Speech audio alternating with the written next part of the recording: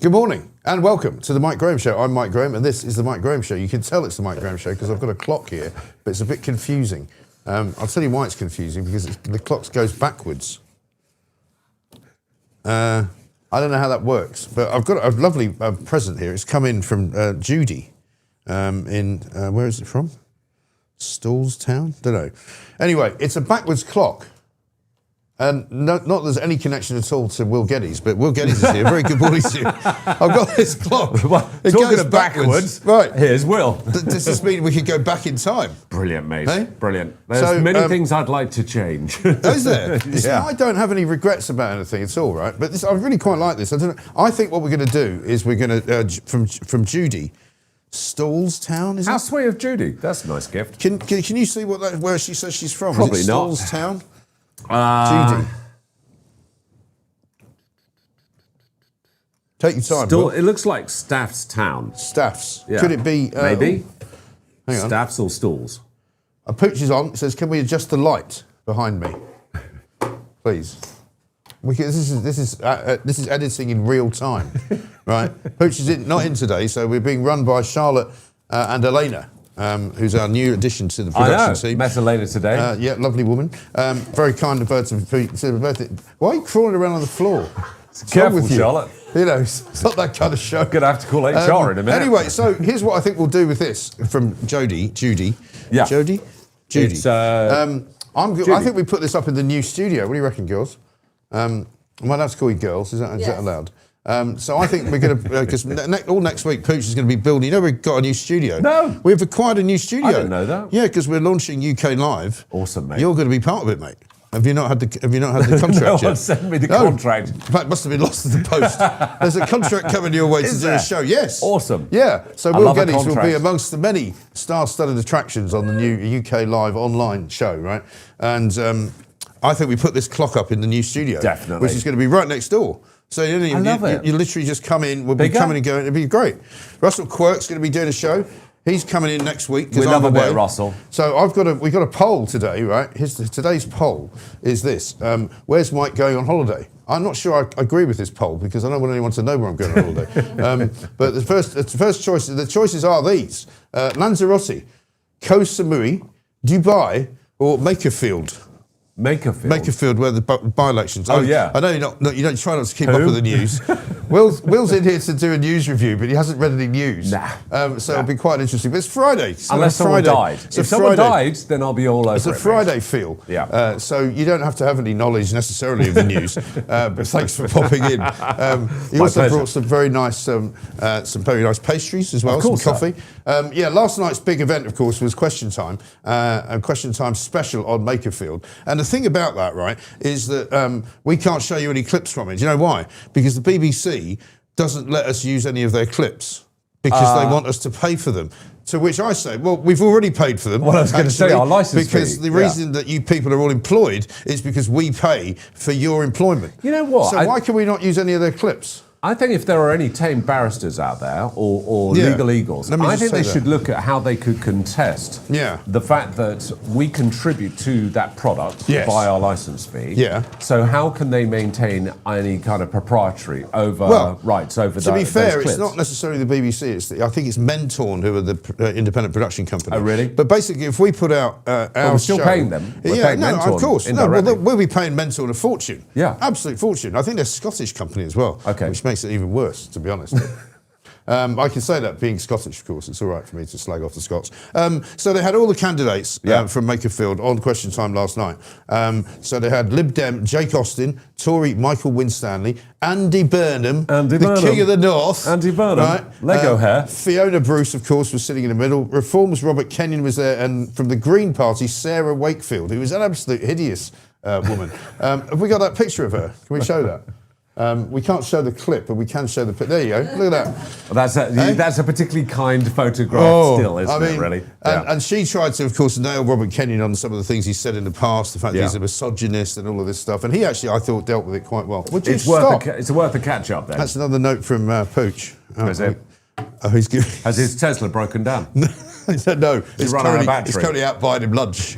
You know, did you see that yesterday? Where he went in his car, none of it works. It was brilliant. Even when I'm not on the show, I'm watching the show. Brilliant. No, bless him. He's going off to France. Anyway, so where's Mike going on holiday? Makerfield, Dubai, Koh Samui, Lanzarote. Do feel free to vote, and we maybe tell you at the end of the show where I'm actually going. But yeah, so all these characters came up, and Andy Burnham, one of the things he admitted was that he has finally admitted he does want to be Prime Minister, and he says that if he is elected, he will indeed challenge Keir Starmer for the top job, you know, but he's so boring, and he just doesn't say anything, you know? I mean, that's about the best line that comes out of the whole show, is Andy Burnham, who, of course, wasn't wearing a shirt, just wears like an open top, sort of a round neck, sweater. Right. Doesn't seem to believe in wearing shirts. Everybody else, no, because he's part of every the other people. bloke, every other bloke on the panel's wearing a shirt, a tie, and a jacket. He's wearing like a sort of a round neck, turtleneck sweater type thing. Yeah. And also, I thought actually Fiona Bruce wasn't bad, because when that ghastly Green woman, Sarah Wakefield, started having a go at Robert Kenyon, she said, well, hang on a minute, what about your original Green Party candidate who had to retire from the race on account of being an anti-Semite? Because the original Green candidate had posted all sorts of really nasty, horrible anti-Israeli stuff. Great. And so she then sort of shut up and didn't know anything else to and that was it. That was her done for the show. That was her done. And he was attacked at the very beginning of the show, and he kind of put it to bed and said, look, I said all these things a long time ago. I'm accused of this, that, and the other. He said, I'm not, I'm not particularly proud of it, but I'm not going to apologise for it either. Because he said he liked a couple of tweets about Carol Vorderman, which I don't know whether you saw. No, I didn't see this. Well, it's a bit difficult to explain on a morning breakfast show. Carol Vorderman's the subject matter. But Carol Vorderman, imagine. And it was something to do with sniffing and dear. Anyway, we don't really want to go there. She's, of course, in high dudgeon, despite the fact that she's gone around for the last 4 or 5 years telling everyone about her sex life and how she likes to have 5 special friends. Yes. Sometimes I know some of that story. Sometimes all at the same time. Yes. But anyway, sharing is caring. Yeah. So there was a lot of interest in that particular story, but it's made quite a lot of stuff in the papers. Quentin Letts has done a sketch saying, modest maid. He calls Andy Burnham modest maid, which I think is great. I'm making no assumptions, he said, touching his heart. I'm not someone who gets ahead of himself. But he finally admitted last night he intends to kick the nasal knight Keir Starmer out of Downing Street. But as I say, that's probably the best line that came out of an entire television show, which is ridiculous. I think people are getting pretty bored. It feels so constructed. Every time I watch Question Time, as you know, Mike, I'm not an avid viewer, but when I do... I've more or less given up watching it. I watched it last night because I knew we'd want to talk about it this morning, and because it is around the by-election, it's quite a big deal. But normally speaking, I just don't bother. Your holiday destination? Makerfield. Well, it could be. I mean, it could well be, but it's unlikely, I would say. I would say unlikely that I'm going to go to Manchester. Times haven't got that hard. They haven't got that hard. And also, the weather's not great there, to be honest. Yeah. It's been raining cats and dogs. I mean, if you think it's bad here, wait till you go to Manchester. It's actually a nice day out there.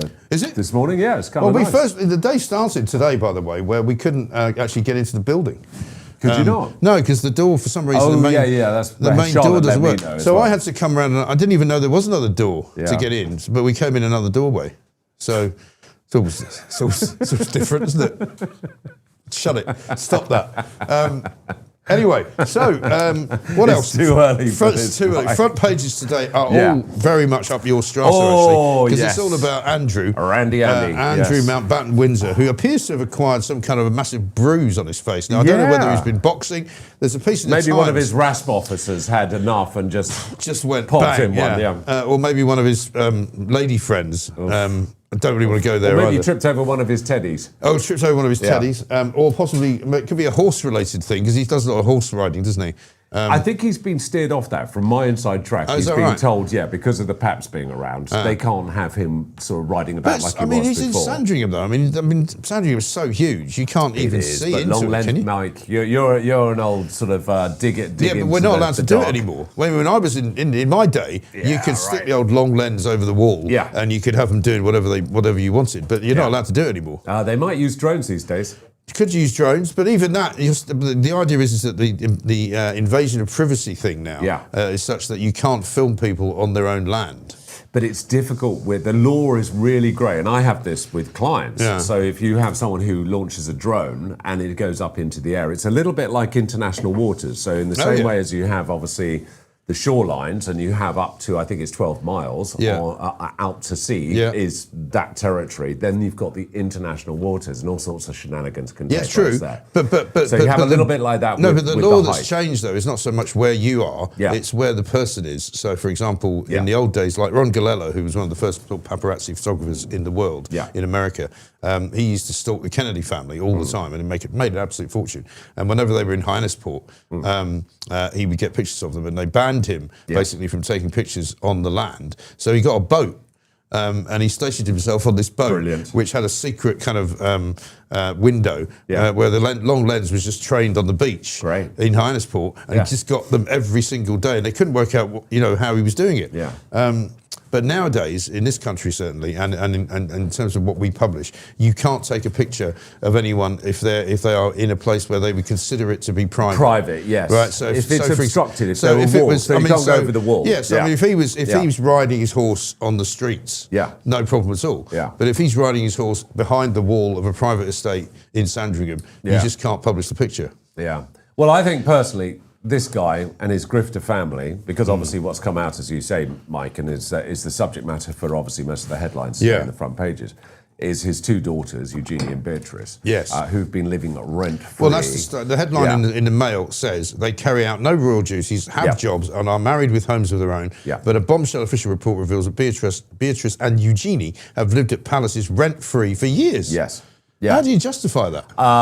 You can't. Again, this is the grifting side of the royal family, and I think the sooner Charles abdicates, I think the sooner Andy goes off to, I don't know, Siberia or somewhere where nobody can actually see him, the better, because I think Prince William and Princess Catherine are our only hope for the royal family. Thing that worries and I am a royalist. I support the royal family, but they're just like a kamikaze pilot. Well, the trouble is, right, that the longer that these kind of scandals drag out and these kinds of stories get published, the worse it looks for the Queen. I call her the Queen, meaning Queen Elizabeth II. She'll be spinning in her grave. Because I still can't get used to. How about you? I can't get used to calling Queen Camilla the Queen. No, nor can I. I don't think of her as the Queen. No, I think of her as the sort of consort. Yeah, I put her in the same category as the Duke of Edinburgh. Yeah, the wife of the King. Yeah, it's not the same as being the Queen, is it? Because the Queen is, let's face it, Queen Elizabeth II. Yes. She's the Queen. Yeah. But I mean, the more that, like, for example, the Andrew story drags out, the more that kind of,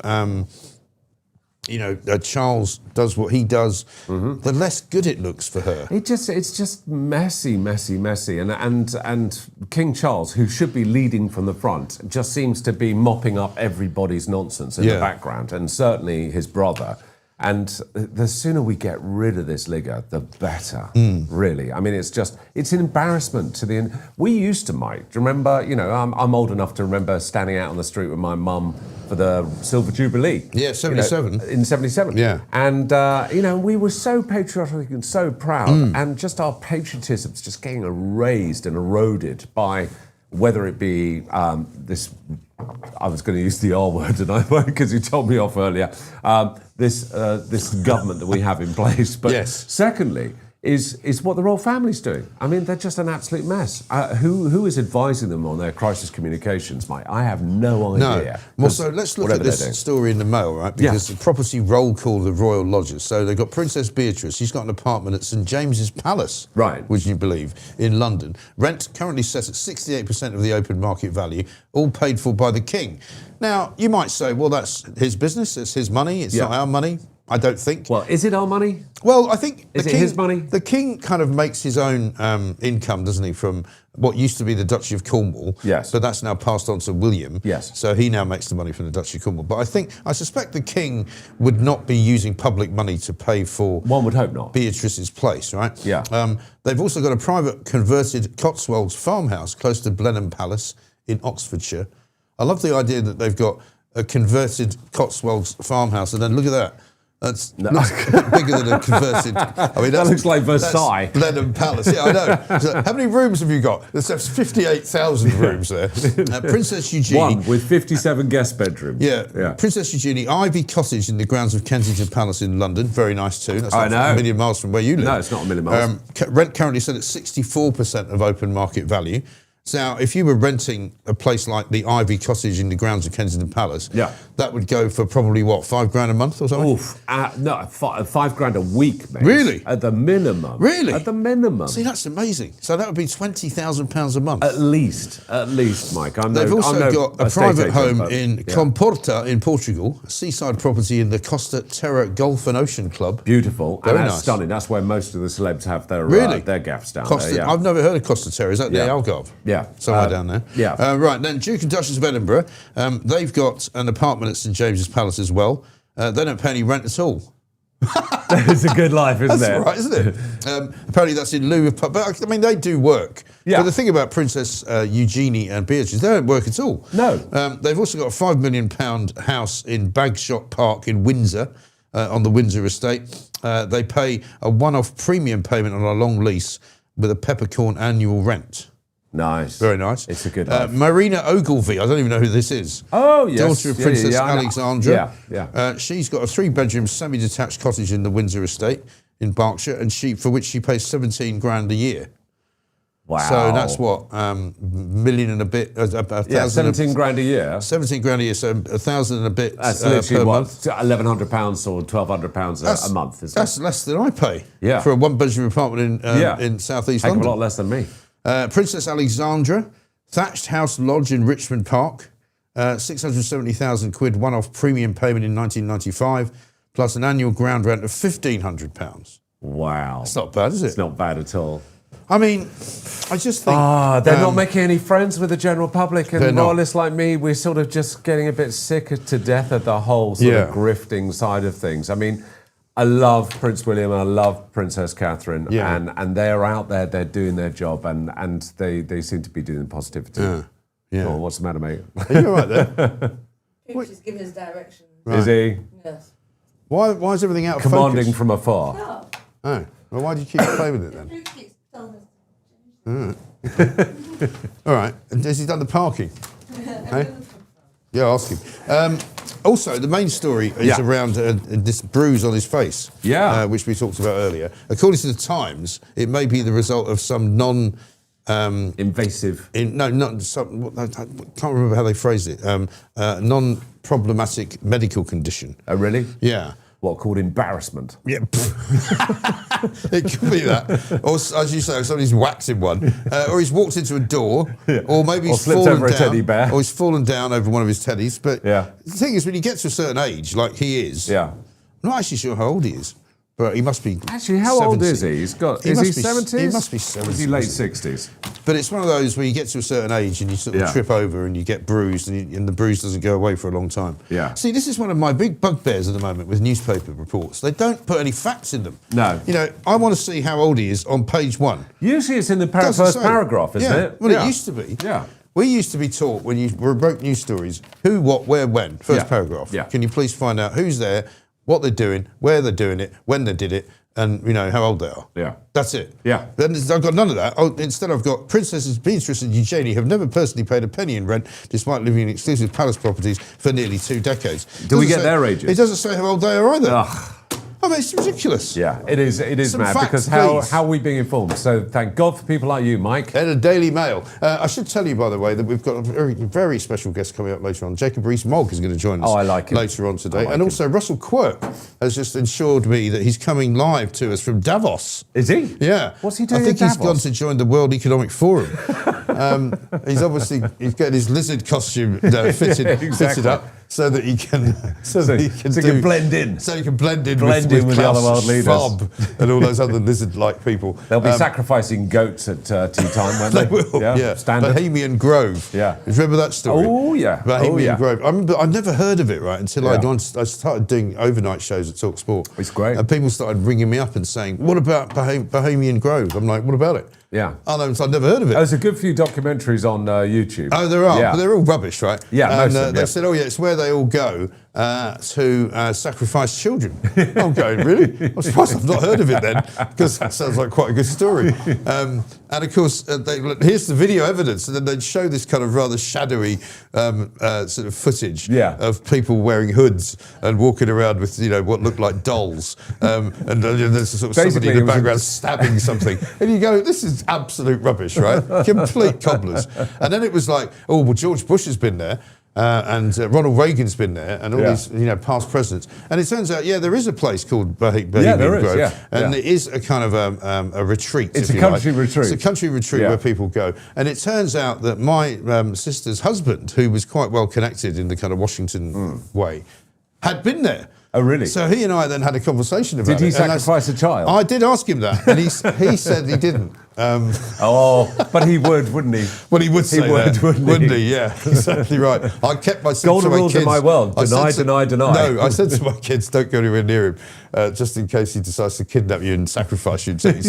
One of your nephews. But I don't know how we got to talking about this. There's obviously not much news around today. Yeah, we've gone random, haven't we? Yeah, bit random. I'll tell you what really. What have you really got for us? What news have you got? Okay, so there's a couple. Bring some news to the table. Bring some news in.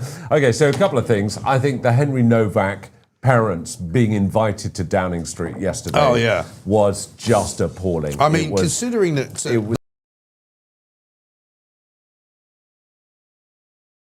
going to go at Nigel Farage for capitalising on the plight of the family and going against the family's wishes, for him to then invite them into Downing Street, into the full with glare, a big hoo-ha. With a big hoo-ha, and walking up the street, which they didn't have to do because they could sneak them in the back and sneak them back out if they wanted. Yeah. But to use them, for me, as a political capital. As a political capital thing, I think is pretty disgraceful. To be honest, I think, where we've seen these sort of things in the past and where they've succeeded very well, whether it being manipulated, and I know that sometimes these things are, and you certainly know, Mike, from your journalistic background, is that he should have done a discreet, low-key, low-level visit to the Novak family at their home to go and pay his respects and offer his support in whatever capacity that would be. And then for it to be leaked out later, nobody knew about it, it was kept under the wax. Exactly. He would come out of that looking so much better than the big hoo-ha, let's pick him up in a Range Rover Discovery and bring him into. I mean, a couple of people are actually asking what you make as a professional security specialist of the way that the police actually operated in that situation with Henry Nowak, and because I've spoken to. It was awful. Yeah, I mean, I've spoken to a few police, as you can imagine, this week. And I actually had a bit of a row with one who was kind of trying to make out that, well, you go into these situations, you're briefed by the people who are answering the emergency phones. They went in there with the belief that there had been a racial attack of some kind. They didn't think that there had been a stabbing. They didn't know there had been a stabbing. But surely to God, if you're a police officer, you should be trained to be able to sort of look at the scene. Yeah, of course. As you walk in there, like if you're in a special op, right? You walk into a scene, you have to basically decide what's happening within seconds. Absolutely. Right? But how can they not have been able to do that? There are some huge failings I immediately saw from that footage, and I have to say I've seen some harrowing stuff with my own eyes. But I watched that and it broke my heart. It's absolutely broke my heart. Hearing Henry saying I've been stabbed. Firstly, when the cops turned up, for the police officers to say, I don't think you have, mate. I know. I mean, what? I know. Seriously? I mean, the first thing is that they turn up. You can see he's folded up by the back of the vehicle on the ground. The others are standing. So it's like when you deal with an RTC. So let's say I'm driving down the motorway and I see a big pile up and smoke and everything else going on. The people who are screaming are the people that you don't deal with. You deal with the people who are absolutely silent. The people who I was going to say, presumably you think there's Raheem Sterling up ahead. Oh my God, I saw that footage. Anyway, but in terms of Henry. Firstly, he's lying there. The other people were standing. So you control them, but you deal with the casualty. He said that he'd been stabbed. You cannot discount that he hadn't been stabbed. Right. And the first thing you don't do is, if he's been stabbed a number of times, number one, you don't know until you can get closer inspection where he's been stabbed, how fatal that stabbing might be, how much loss of blood he's got. Right. So the next thing that you should be doing is controlling him. not folding him up even more to put handcuffs on him. Exactly. I mean, it was ridiculous. Just as a first responder, it's the worst thing. My question would be, for example, a lot of people have said, well, it was dark, they couldn't see the blood. It's possible that the wounds were so deep that there wasn't that much blood. I mean, surely you're trained as a first responder, as you call them, to notice that somebody is in distress. Even if they're which you can see. Yeah, the evidence of distress, and you can tell that by breathing, by visuals, by all sorts. I'm no medic expert. I've got some good friends who've taught me stuff. But the one thing I would say is, if the guy says he's bleeding, and I say this because I've been stabbed, and I didn't know. I just thought I was sweating at the back here until I brought my hand up and there was Claret on it. But the thing is that he wouldn't necessarily know, but he evidently did know. He was having problems breathing. Yes. So the police to fold him up is just the worst thing, because you're actually restricting the breathing as well, and restricting the lungs. Well, somebody said, because at one point, they as he is bent over and they've handcuffed him, and one of the police officers says, I think he's going to be sick. Somebody texted me in the other day to say that normally is a sign that your body is doing something shortly before you're about to expire. And that's why you're actually being sick. So, I mean, there's several clues going on here as to how badly injured he was, which they didn't seem to pick up on. They were too busy trying to put his cuffs on. I mean, it was ridiculous. And I mean, the other argument... they should have cuffed the other guys. It's in the same way as when special forces guys are doing a hostage rescue, Alpha Plane, for example. They will treat everybody like a terrorist until they can determine who is good and who's bad. And that tells you about this kind of reverse racism, if you like, that has gone on. Because if they're going to make the argument, well, we needed to handcuff the guy on the ground in case he's got a knife and he's going to jump up and stab me. What about the guy standing up? What about the other guy? Then in that case, surely you have to handcuff them. Everybody. And say, until we know what's going on here, we're going to make sure that we are at least in no danger from some kind of random attack, right? Because, I mean, they could easily have been dealing with Henry, and one of these other rats could have basically stabbed the officers in the back. Easily. Exactly. So that tells you, I think, as you would know, that therefore there is a bias against white people, which is what Nigel Farage has been saying, two-tier policing, all of that, which, of course, they are now denying. Keir Starmer actually had the balls to say in Parliament there is no such thing as two-tier policing. Are you having a laugh, mate? It's so obvious. It's so obvious. And to be honest, when someone gets caught out on a lie, which he so evidently has, and you've got local constabularies who are actually showing documentation and giving personal reports saying, we were told we need to treat these ethnic backgrounds in a preferential way to those. There's so much just nonsense going on at the moment. And Keir Starmer, liar Starmer, basically. Well, he's such a liar. I mean, a couple of people pointing out as well, imagine how Rhiannon White's mother, Siobhan White, feels, who's been trying to get a conversation with the Prime Minister ever since her daughter was killed by an illegal migrant, and hasn't even had a proper response from the government or the Home Office or Jess Phillips or Keir Starmer or anyone, right? And now suddenly she's watching as, Henry Nowak's parents are walking up and down Downing Street. And again, not their fault, but the optics for Starmer are just hideous. I mean, I personally, if I was the Novak's family, but bearing in mind they've just, they've lost their son, they're in trauma, and anybody who's lost someone will know you're going to peak and trough. 1 minute you're fine, next minute you're not.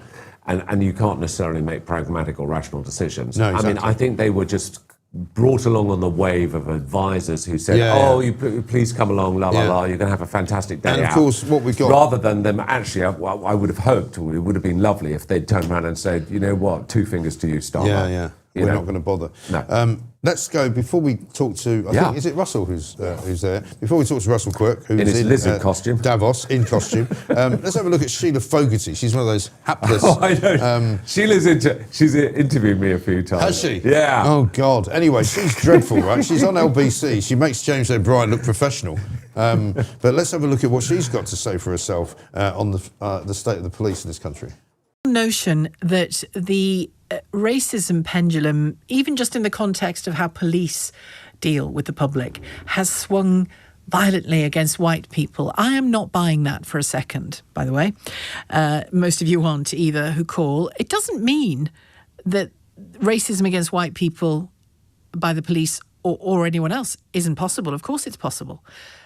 But the idea that it is now being at pace institutionalized in our policing, in our country more generally, in other institutions, unless I'm suffering from a very blind eye here, I'm not buying that at all. My guess is that what will turn out to be the case when police anti-racism training is assessed, that what will turn out to be the case is that it's not strong enough, that the training isn't good enough. Not that the content says be racist towards white people instead, or implies treating white people differently under the law, less well under the law. I don't think for a second that the investigations, both the IOPC and other investigations into the wording of training, is going to reveal that. I just don't. And if I'm wrong, I'll say I'm wrong. Yeah, of course you're wrong. You're always bloody wrong. You've never been right in her life. I'll tell you what, you couldn't be more wrong on that. Of course, it's not going to instruct people to be racist. No, it's not going to do that. That's not how it works. No. But what it is going to do is it's going to prepare you for the position that they want you to adopt, which is to first believe the man who says he's been racially abused before you do anything else. Yeah. And that's obviously what happened, and that's obviously how they've perceived it. But let's go live to Davos now. Our man in the lizard suit is there. Russell Quirk, very good morning to you, sir. Good morning. It all feels a bit creepy here, I've got to say. I don't like this place. I don't like this place. I mean, I think there's only one reason to go to Davos, and it's when it's winter time and you can snowboard at least and have a good time on the slopes. But I think in the summer it must be quite sort of mysterious. No, it's like the Mary Celeste. There's no one here. I think the only thing that happens here is that, yes, as you say, the lizard costumed WEF conference every January, where the world's elite, those that are unelected, those without a mandate, but those that would seek to influence the world's governments, gather together in little clandestine huddles to tell the rest of us mere mortals what to do. And particularly funny is, of course, the climate change thing, whereby they all wax lyrical about how terrible it is that we're going to hell in a handcart climate-wise, having just arrived on one of 400 private jets. Is that your private jet over there? No, it's the fifth one along. It's like, there's so many of them. You have to remember where you've parked it. Davos is as underwhelming as it is sinister, I have to say. Yeah. It's we're getting out of every. We arrived yesterday afternoon, and we're going to get out of Dodge really quickly. We leave in about 20 minutes. Very wise. So you've been in. You were in the Dolomites the last time we spoke, I think, weren't you? So you've just been sort of generally tooling around on holiday, or are you driving Porsches? What are you doing? Yes, look, I'll be really honest. Every year, me and some mad mates from Essex, we have a driving holiday, and it's now. So I love that. I do. As a matter of distraction, and as for my mental health, you understand, Mike. Of course. We jump in silly cars and drive, obviously in accordance with the speed limit in every country, and just kind of let rip a little bit. And I come back feeling rather refreshed, I have to say. But then on Monday, apparently, it's going to be a busy day though for me.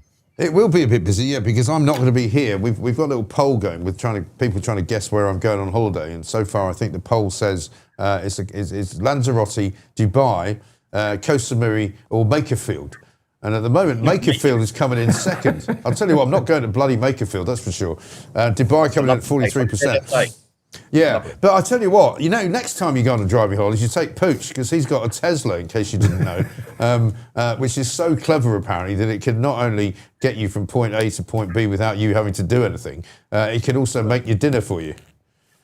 Well, it might be clever, but it's got to be the most boring car in the world, isn't it? I mean, I don't know how people don't fall asleep driving them. Like, literally get in the car to go to the shops 5 minutes up the road and just nod off. Well, I'll tell you what I want you to pick up on next week, because I've noticed, I don't know whether you have, in London, these Waymo cars. In fact, I've got to talk to you about this. Yeah. Have you noticed these driverless cars knocking around? There's more and more of them. I see about 2 or 3 a day now, and they're all the same kind of Chinese-looking white electric car. And you pull up next to them with the traffic lights and you go like that, and there's nobody in them. It's very strange, right? And I don't know, for example, what the legality situation is. If you hit one, or one of them hits you, what are you supposed to do? You can't get out and exchange details with nobody, can you? They're being controlled by some 15-year-old in Beijing with a PlayStation handset. Let's be clear, it's another extension of the surveillance state. I mean, they're listening through our laptops and our phones, and obviously through the embassy that is 3 feet away one of the most important cable lines into the city of London from a data perspective. Now they're going to listen to all of our conversations in our cars. Yeah, wonderful. But don't worry about the embassy, because Keir Starmer's assured us that we are going to make sure that the cables are completely and utterly unbreakable, and there's no way at all that the Chinese can in any way listen in. I mean, if you believe that, I've got some swampland in Florida to sell you. Yeah. Yeah, what's he going to do? Wrap them in some kind of, I don't know, Starmer cotton wool or something? Yeah. Because we believe everything that man says, don't we? But I was interested in the segment just now with, what's her name? Sheila Foghorn, or whatever her name is, from the Labour Broadcasting Company. This is why shows like yours and Dan Wootton's and others, although there's not that many, that are on the sensible kind of centre-right are winning, are prevailing, because every other mainstream media outlet, including LBC, which used to be really balanced, didn't it, back in the day? It did. Now, the only right-wing person, or semblance of right-wing person you've got on it, is Nick Ferrari. Even the likes of Ian Dale, that used to be a Conservative, he was an A-list Conservative parliamentary candidate, they've all gone completely bonkers left and woke. I don't know how the audience left. I mean, cab drivers, for goodness sake, still listen to LBC. Cab drivers, what are you doing? You're being indoctrinated without even realising it. Yeah, it is extraordinary. I don't know what's gone wrong with LBC, but yeah, you're absolutely right. Bizarre. So, I mean, I'm told, by the way, that you're plotting to get a few lefties on the show next week. Well, yes and no. I do like a lefty conversation every now and again, on the basis that I find that they make so little sense and they are so comedic without intending to be, that I thought, let's get a few lefty friends on. So, yes, Charlotte has a list. Let's see how many of them are brave enough to come on, knowing that they're not protected by the overmasters Ofcom that they normally otherwise would. Let's see. Let's see what listen, well, good luck to you. I'm absolutely looking forward to it. I'm going to be away in foreign parts, but I shall be keeping an eye on it. But I wish you all the luck in the world. You won't need it. You'll be brilliant, I'm sure. The only slight problem is that the main doors don't seem to be working today, so you might have trouble getting in. You might have to climb in the window because there seems to have been some kind of malfunction of the mechanics on the front door, which is automatic. So we all had to come around the back today, which was for Will a very new experience. Will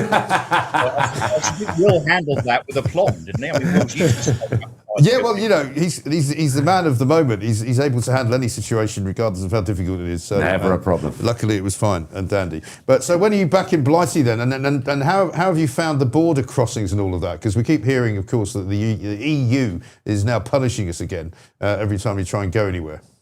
Yeah, on the way out wasn't too bad. We did get stopped by customs, like 5 guys in nice cars, and actually the customs guys admitted they stopped us really because they wanted to look at the cars. That was fine. So they gave us a swab to see if we were carrying kind of, I don't know, meth and heroin or whatever. They realised that. It's funny they don't stop the guys that actually are carrying the meth and the heroin. They just stop the guys who are not carrying it.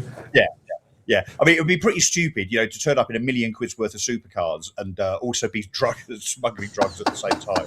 That would be pretty dumb, wouldn't it? But you never know. On the way back is where apparently it all happens. So the punishment, the EU Brexit punishment, happens trying to get back from Calais to Dover on the Eurostar. So we're expecting that at about midday tomorrow. So I might put some stuff on social media with regard to my anxiety and angst at French customs. Yes, we'll keep an eye out for that. Well, listen, have a great time, Russ, and we shall speak, I'm sure, at some point. I might give you a call from my secret location at some point to let you know how the weather is. But there we are. Be back on the straight and narrow when I'm on Monday. But look, Mike, seriously, thank you very much for the opportunity on Monday. Not at all. Significant. Seriously looking forward to it. I hope the audience are too. I hope you have an audience to come back to. Yes. That would be nice. Well, as you say, they've got nothing else to watch, to be honest. So, I mean, they have to stay with us because the great news is that after I get back, we'll be almost ready. Pooch is next week going to be building the new studio, which you're going to be occupying in addition to me. Hopefully from about sort of middle of July. No, middle of June, should I say. So Russell is going to have a show as well as a few other shows that we're going to announce as well. So we're very excited. It's all happening. No, it's brilliant. It is. And it's it's the revolution happening before your very eyes, ladies and gentlemen. Yes. And the revolution will be televised, as we say, quite regularly. Russell Quirk, thank you very much indeed. Russell there reporting in from Davos, home of the lizard men, where he looks all right, actually, doesn't he? He looks great, doesn't he? He's been taken over. It is funny, though, when you go to those places in Switzerland, isn't it? Where I remember going to Cron once, Cron, Montana, and they have it's basically kitted out as a kind of a ski resort. But in the summertime, people come sort of running down mountains, and the ski lift still works, and you can go up to the top of the mountain, but there's no snow. So it kind of all looks a bit odd. But it's almost nicer as well. I've been to Switzerland a few times, work and pleasure, and I like Switzerland. Switzerland's a nice place. I mean, it's not as immaculate and as impeccable as people might realise. There's a lot of crime that bubbles underneath the surface. And did they not legalise heroin at one point? And so they had a load of people, sort of, heroin traffickers, if you like, going there. And I know with Geneva, one of the biggest problems they had was, again, they are suffering like everybody else with illegal immigrants, and they've had a lot of problems with robberies going on. Right. And the police, they only have limited spaces in their prisons, so literally they're in, turned out again. Yeah. So again, there's quite a bit of crime that goes on that doesn't get reported. Yeah, indeed.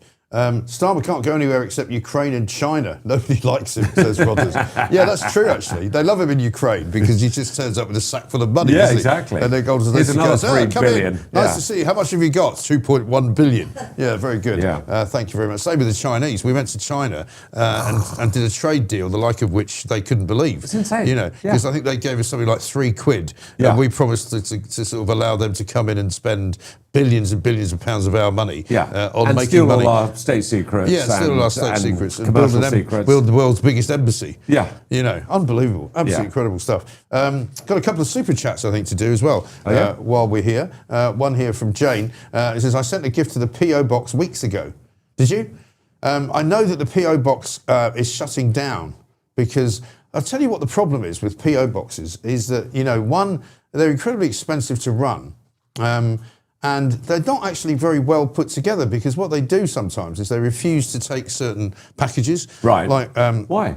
A friend of mine, Ian Puddick, sent a load of Pims to us, right? Right. And it got rejected, but he didn't know it got rejected. So by the time he got it back to him, he'd also included some fresh fruit, and also it was all rotten. And it's like, if you have to pay like something like 50 quid a month to have a PO box, right? Yeah. This is with the post office, because obviously there's a reason why we can't have stuff delivered to the address here.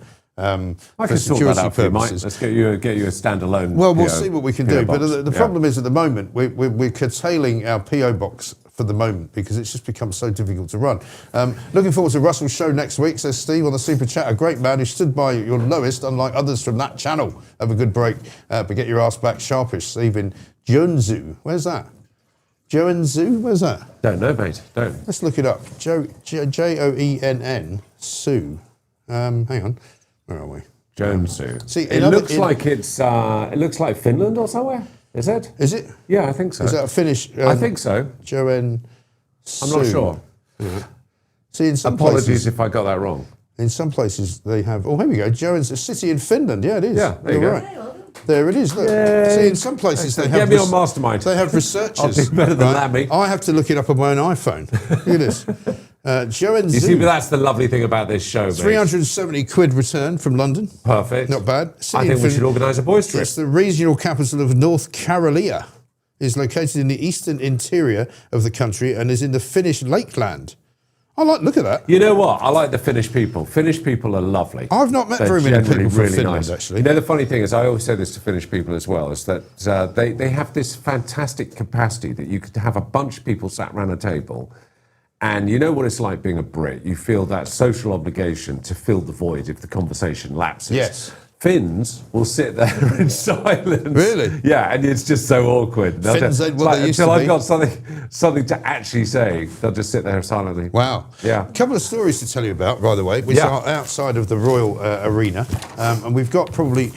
who's the next guest, by the way? Ralph. Hey? Ralph. Oh, Ralph Schulhammer. Oh, well, he'll probably know some people from Finland. Good story for Ralph, actually. So this is a good way of introducing him. Thousands of AWOL migrants, it says on the page 2 of The Sun. Apparently, £4.9 billion asylum shambles. It turns out that there's thousands of these characters who have come over, right? Sought asylum, had been turned down and been told, sorry, you're not getting asylum, you'll have to leave. And they've just disappeared. Oh, yes. And nobody knows where they I've are. heard about this, yeah. Have a look. Yeah. Nobody knows where they are. You know what the funny thing... Again, this is one of those stories I've been talking about for ages, and I've said for such a long time, We don't even know how many people are in this country because they tell us that we've had, say, I don't know, 170, 180,000 illegal migrants coming here over the past few years. But we don't actually know how many of them are still here. You know the thing that baffles me, Mike, and why it hasn't been done, and whenever any of these boats come in, and I'm not saying that they're going to capture every single boat that comes in, because they come across the whole of the south coast of the UK. Yeah. But of the individuals that they do get, why aren't they being biometrically logged? In the same way as, for example, when I've been in conflict zones and I've been on operational bases, any of the LRWs, locally recruited workers, when they come on into the camp, they're all biometrically logged. And the same should happen here in terms of, but it seems like it's like run free. There's a hotel. Well, they don't even know how old Here's they are. a mobile phone, right? I mean, these are just basically the same people who, when they see a bunch of people walking off a boat, and they all go, "Hello, mate, I'm 15, 12. I'm 12. This is my brother. He's 10. He's 6. You go, is he? He's got Nice beard. They don't even question it, right? So you kind of go in, what sort of security level? Zero. Of clearance Absolutely are we doing zero. here? And if they are, in fact, living here without anybody's knowledge and nobody knows where they are, where are they living exactly? Are they living and you know what will happen? They'll slip into communities of their own nationality, and then they'll be supported by those communities if they're not supported by our over-generous state. And they'll literally just bleed into those communities. I was talking about this last week. I can't remember who it was. Well, if you go to certain parts of, say, Birmingham, right, you don't have any idea how many of the people that you're seeing on the streets are there legally or illegally. You just don't know, do you? No idea. Not a clue. And nobody else knows. No. And there's no record keeping. And this is something you and I were talking about the other day. It's amazing how the Office of National Statistics and the Home Office are recording data of ethnic types and crimes for those that are nationalised within the UK, so i.e. those with a British passport. But they have recorded zero data, and I'm trying to work with someone at the moment to try and aggregate through AI and through various other agent tools to try and gather, because the only sources we're going to have is through the media and reporting, individuals that are illegal immigrants, and try and categorise A, the nationalities, B, the types of crime, etc., etc. But why is our Home Office not doing this anyway? They should be doing it. Yeah, exactly. And if they're not doing it, what's their reasoning for telling us that they're not doing it? And why isn't anybody asking them? And who's not? Why is no media organisation asking them? Well, exactly. Because we can do it, but we are literally one man and a dog. We don't have for example, the Times or the resources of the Times or Sky News or the BBC. Why are they not asking them? I have no idea, and there should be accountability. The Home Office should be providing us with that data, or at least telling us why they're not. If private individuals like myself are considering trying to gather all this data, what is that telling us? Exactly right. We're going to speak to Ralph Schulhammer in a moment, but just before we do that, let me play you this. This is from the US State Department, believe it or not, in the United States of America, in Washington, D.C., who have had it drawn to their attention that the Henry Nowak case has highlighted a massive problem with our own police force in the UK. And this is American view rather than just our view. Have a look. I need to bring you a bit of breaking news, John, to get your reaction on intervention from top level of the US administration here on this very story. The State Department has put out a statement on X. It reads, ideological conditioning and two-tiered policing are glaring symptoms of civilizational decline. They must be rejected across the West. The United States sends our condolences to the family of Henry Nowak and the people of the United Kingdom at this troubling time. A little bit resonant of some of the commentary we've seen from Elon Musk as well. Well, it's suggested that Nigel Farage has been trying to persuade the Americans, Trump and others, and the Republican Party to make a comment about what's happened here in the UK this week. It's not. I see that the statement has come from the department. It's not come from Mario Rubio or Marco Rubio or one of the leading Trump supporters, like, for example, J.D. Vance. It doesn't mention the UK, but it's pretty clear that it looks like a reference to that phrase, two-tiered policing. I mean, it's the one that Mr Farage has been talking about in the Commons this week, and it led to that fiery clash with the Prime Minister, and the Prime Minister firmly denied about two-tier policing in the UK. Isn't it a bit odd that Mr Farage, who claims to lead a patriotic movement and has claimed to do this for many years, is seeking to get endorsement from the US President, and is sometimes taking his instructions from the US President and sometimes trying to get the US President to help him out when he's a fix. I'm not sure that the British electorate will take kindly to being told from outside, from whether it's from a billionaire or a millionaire president. I think this is a miscalculation as well as ill-judged by Mr Farage. What have you made, Shami, of what the Prime Minister had to say about? I mean, Shami Chakrabarti, what she knows about liberty, you could stick on the back of a postage stamp and then put it where the sun don't shine, quite frankly, because if she thinks that we should not be concerned about two-tier policing in this country and the way that this country's law enforcement officers have been behaving, then she is barking up the wrong tree. And if she thinks that by getting America to comment on it, or by the State Department actually noticing it, that somehow that's a bad thing, well, that just shows you how ridiculous some of these left-wingers are. Let's talk to Ralph Shawhammer, because I'm sure he'll have an international view on it all. Ralph, a very good morning to you.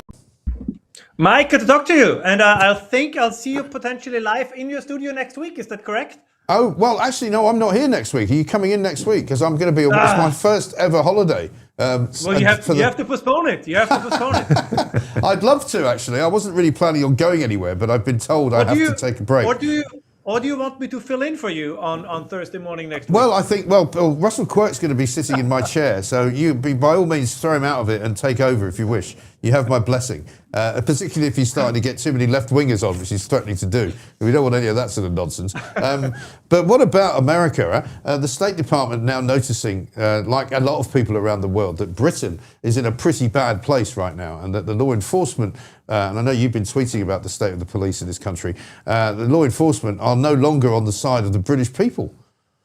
No, I think that's, it's remarkable the kind of attention that the United States are paying to this. But you mentioned two things beforehand that I also find quite remarkable. I mean, I remember, I guess some of your viewers are probably too young, that after 9/11 happened, now 25 years ago, we've always been told that there are between 11 and 12 million illegals in the United States. Now, if you open the New York Times today, they still say there are between 11 and 12 million illegals in the United States. So supposedly that number has not changed over the last 25 years, which I find very hard to believe.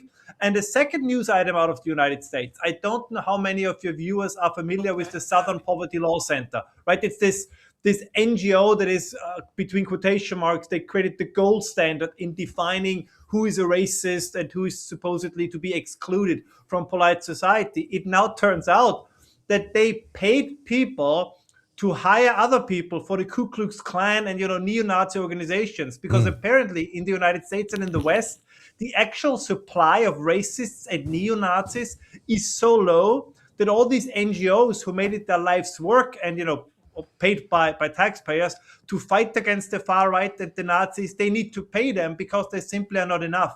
And I think that is one of the most important things, that both the British people, the Americans, the continental Europeans, we are a very, very tolerant bunch, but we have a breaking point. And I think that breaking point is being reached. Or to put it in simpler terms, what you see in the UK, the claim that anti-racism is the new racism is just as true as the claim that anti-fascism is the new fascism. Yeah, absolutely right. Because, of course, what we now see is people being instructed. I mean, we just played a clip earlier from Sheila Fogarty from LBC. I don't know if you've ever watched her show before, but it's absolutely horrendous, ghastly woman, that she finds it hard to believe that the police are being instructed to follow the kind of anti-racist racism, the sort of instructions, because she doesn't think that that's possible. And she's like, I don't think people are being told to be deliberately racist. Well, no, of course they're bloody well not being told that, but the effect is the same. If you say to the police, as the police have admitted themselves, that you have to treat people differently depending on the ethnicity that they have, then obviously you're going to end up with a skewed result and you're going to end up arresting the wrong people. Oh yeah, and I mean to be quite clear, I think we saw a similar thing happening after the Southport murders, right? Where the government only gradually came out and say, well, this has nothing to do with migration and Islam, and then all of a sudden, well, we found the ISIS manual or whatever it was, and the plans to build a chemical weapon of some kind. And of course, as the Canadian commentator Mark Stein correctly mentioned, he said he has a hard time believing that they only found that out 3 months after the fact. They knew it quite early. They had to because they searched his apartment and everything. But they did the usual thing just with the grooming gangs. Oh, we cannot tell the British people because that will then cause whatever kind of backlash. It really is the old Norm Macdonald joke that goes along these lines, that he said he's really worried that if a nuclear bomb would be exploded in New York City by radical Islamists, the backlash that would mean for all the moderate Islamists. And that's precisely the kind of world we live in at the moment. We are more afraid of the reaction to the perpetrators than we are of the actual perpetrators. Well, that's right. I mean, what we've seen this week, for example, is the political establishment class getting all worked up and getting frothed at the mouth about Nigel Farage because he said there was two-tier policing. And then Keir Starmer gives him a hard time for exploiting the family of Henry Nowak for his own purposes, shortly before inviting the parents into Downing Street and letting them be filmed walking up and down the street, as if that's not in some way also exploiting them, No, and let me be very clear. If I should ever, hopefully not, but if I should ever die in an Islamist terror attack or something else, please feel free, Mike, to exploit this politically as much as you can. Yes. I mean, this is a complete absurd idea. We can call it a symptom of something that goes horribly wrong in a society. And now we are told, oh, don't politicize this, don't talk about it. Well, but you could say this about everything. Yeah. But by this logic, no fact that ever happens can have any political consequence because we're not supposed to politicize this. Everybody knows the term two-tier Keir happened before this tragic murder of Henry Nowak. So everybody knew that this was going on. This is just yet another data point in a pattern that the political class is denying, with the exception of Nigel Farage now and Rupert Lowe before him. Yeah, absolutely right. And yet, that's the thing that they're all frightened of. Like Shami Chakrabarti there saying how terrible it is that, Nigel Farage is seeking to get a foreign power to somehow pick up on this problem. Well, they've actually picked up on it by themselves, I suspect. I don't think Nigel Farage has been on the phone to the State Department saying, by the way, have you seen what's happening in Britain? They're seeing what's happening in Britain. I mean, my sister, who lives in Connecticut, said that she was on a train the other day, and because she still has an English accent, the person who was very well-to-do, middle class, not somebody that you would consider to be kind of from the crazed right wing, actually said, what's going on in Britain? Why is Britain in such a terrible state? I used to go there on holiday. I used to love it, but apparently now it's an absolute hellhole run by Islamists. No, I think and that's because that's what's happening. No, I think that's an important point. Listen, I have many criticisms of Donald Trump and his administration, but I do believe that they genuinely want to preserve what we generally call Western civilization.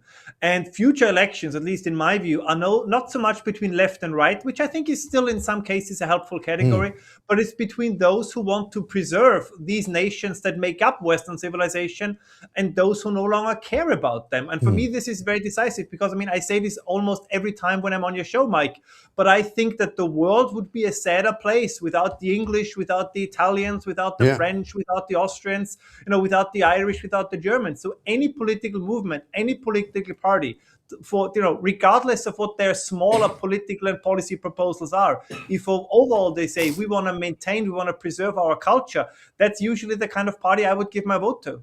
Right. Well, one of the things we were talking about the other day was the World Cup's coming up, in the next month or so. And we're going to be seeing, I think, 48 different countries playing in the World Cup. And only the Western European countries will be the ones which have got a sort of, pick your team from any number of different ethnicities, right? Because I can pretty be sure that the Sierra Leone team is not going to be particularly ethnically mixed, and neither is the Nigerian team, and neither probably is the Japanese team, and neither probably is the Chinese team, or the Iranian team for that matter, and many of the South American teams won't be very ethnically mixed either, and suddenly it's seemingly, it is when you look at that and you say the Western European disease is integration, isn't it? No, I think it's even worse than that. It seems the Western European disease is that the less European something is, the supposedly better it is. And I find this is a very absurd contention. Listen, don't get me wrong. We all know every country, every civilization has dark spots in its history. I mean, this is true for the Japanese. It's true for the Chinese. It's true, for the people in India. You can find this everywhere. It's true for the Maori. I mean, this idea that, for example, indigenous people were always very peaceful and lived in harmony with nature and everybody else is complete bollocks, and everybody who reads a serious anthropologist knows this.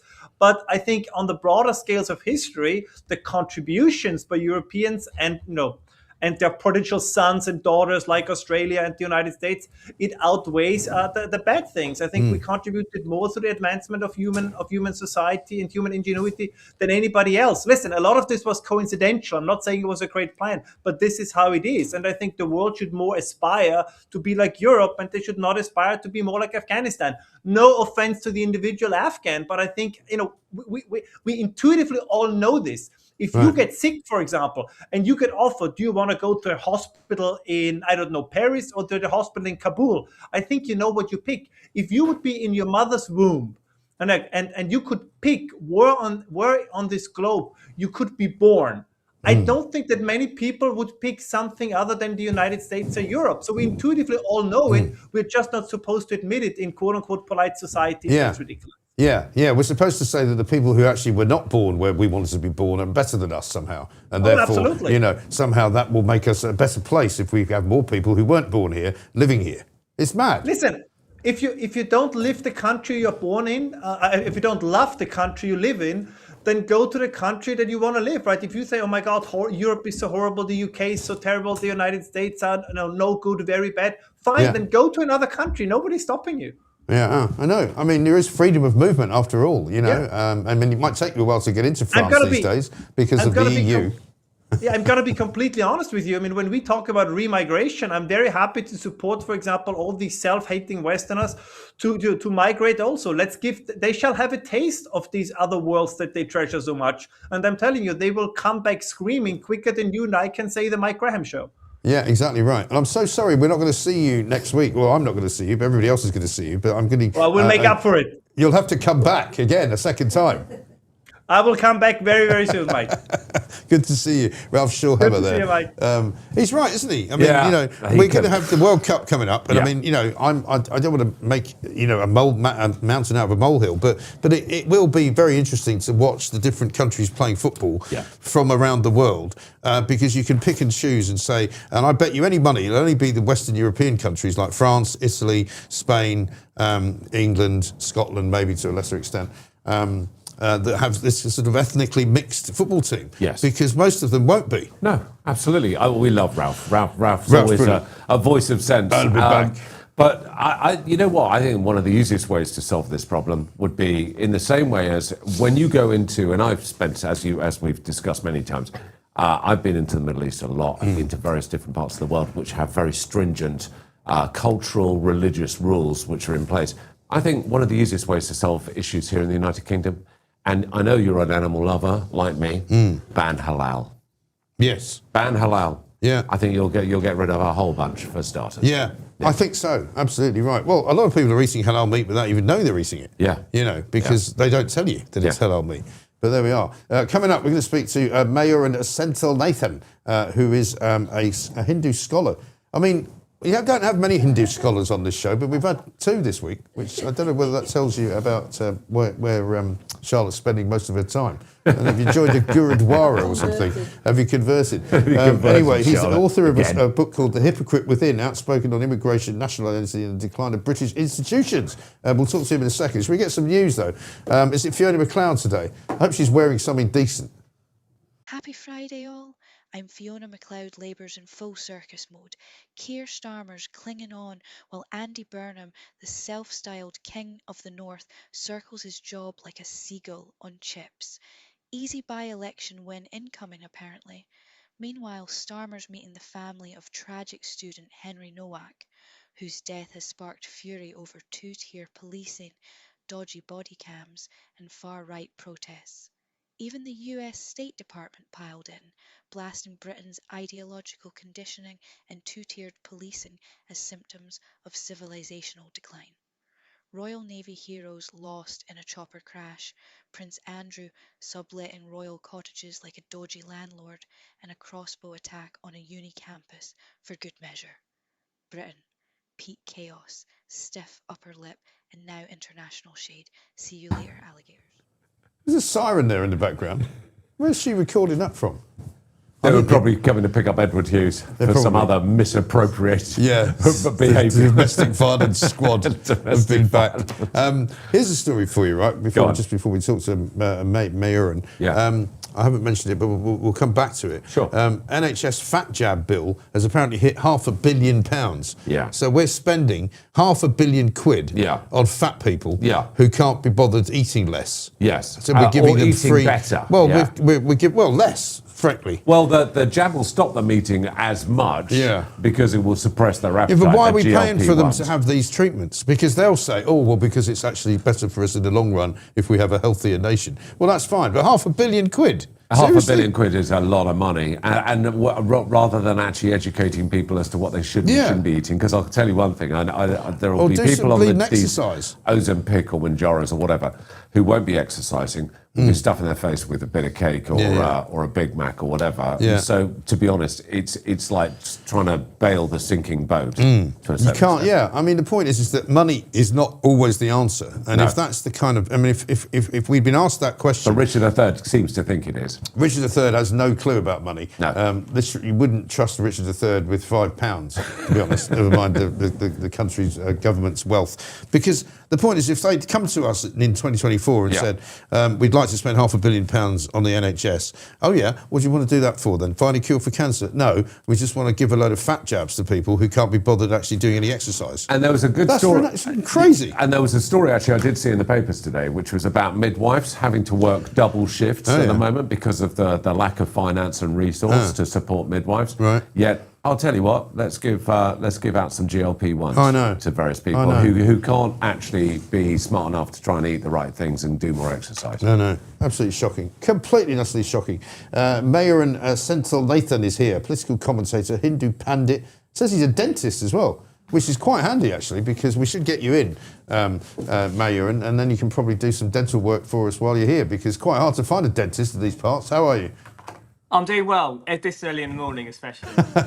Listen, we've been here for an hour already, so don't give me all that. Let's talk about what we were just talking about there with Ralph Schulhammer and the whole kind of, the makeup, I suppose, of the UK. America now, the State Department looking at the fact that we seem to have two-tier policing, the fact that there seems to be quite a lot of disquiet around the way that our institutions are being run. Nigel Farage, getting it in the neck for pointing out that there is such a thing as two-tier policing, and he's not happy about the way that this country's going. What's your take on it all?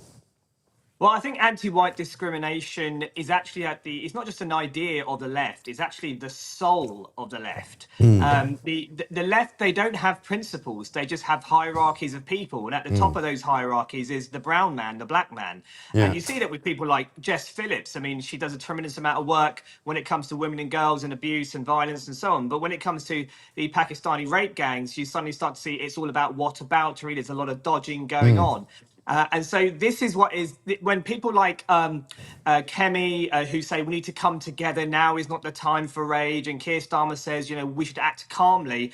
I mean, what we have to understand is this is so entrenched in British society that you cannot simply take that response and get any change. It's in the BBC, in our schools, in banks, it's in the police, and the whole kind of lessons need to be learned. We need to come together. It's just not robust enough. It doesn't have enough teeth to it, and that's why I think what Nigel's done is he's actually not only tapped into the mood of the nation, but he understands that for this to carry on and get the change that we need cold rage, as he puts it. That is the petrol, the fuel that is going to make us push the establishment kicking and screaming to get them to do the right thing. That's what we learned with the rape gangs. When Elon Musk retweeted the transcripts of the rape gangs, it suddenly thrust the whole thing into the fore, and the emotion of the public was palpable, and the fear of the politicians from the public is what has now made the rape gang inquiry even possible. So I think Kemi and Starmer are completely on the wrong page. They're playing the establishment line. Nigel is the outsider.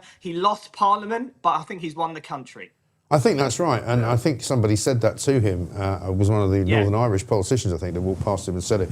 But you know, the thing is as well that what is it that they're afraid of? Do you think? Because it's puzzling to me that you know, these are on the face of it reasonably intelligent individuals. You know, we know from the, I think there was a study just done the other day, one of those social mores type sort of surveys that was done about people's attitudes to immigration and people's attitudes to the NHS and all of that kind of thing. And in amongst all of the data they collected the data that says, actually, we are still very much a white majority country. That, you know, the ethnic minority population is a tiny amount of somewhere between sort of 4 to 10% maximum of all differently, you know, coloured skinned individuals who live here. And so we're still a white majority country. Why are they so frightened of saying that? And why are they so worried about upsetting the tiny minority of people, most of whom wouldn't be upset anyway?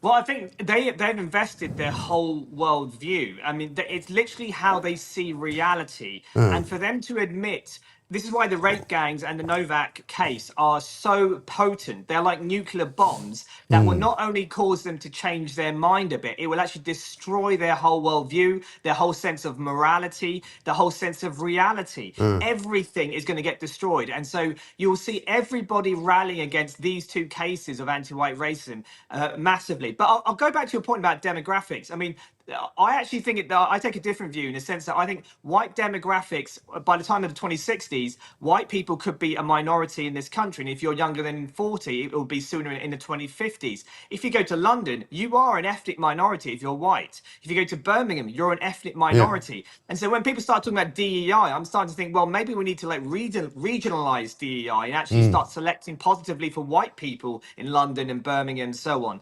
And I think there is a demographic insecurity amongst a lot of the people, a lot of the white British population. And so that's why the kind of feeling of white lives matter, I'm losing my home, all of these things feed into this kind of debate of you know, white privilege, how outdated all these narratives are. I mean, these are narratives that were in the 80s and 90s, but completely, totally inappropriate for a post-mass migration era that we're in now. And so, yeah, I think there's a lot to discuss on that. Yeah.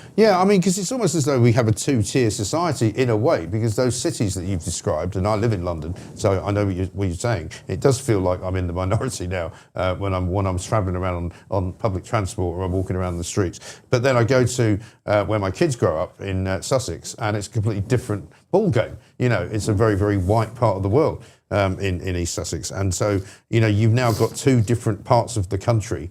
Effectively, the cities are different from the country. But let me play you this. This is Matthew Said, who's a writer at the Times, obviously former table tennis champion, funnily enough, talking about what it feels like to be English when you're him. I'm ethnically half Pakistani and half Welsh. Do I feel English? Yes. Do I feel British? Yes. I played for England and won a gold medal at the Commonwealth Games. I played in 2 Olympic Games for Britain. And I've never felt prouder. It is outrageous, this idea that you can't be English or British because of your ethnicity. I think it's profoundly divisive. One other thing I'd say, all the data backs up from left and right that this country is one of the least racist on earth. You know, my father came from Pakistan, but he was born in India. Think of the caste system. Think of ethnic conflict in the Middle East, tribal division in Africa. We don't have that here.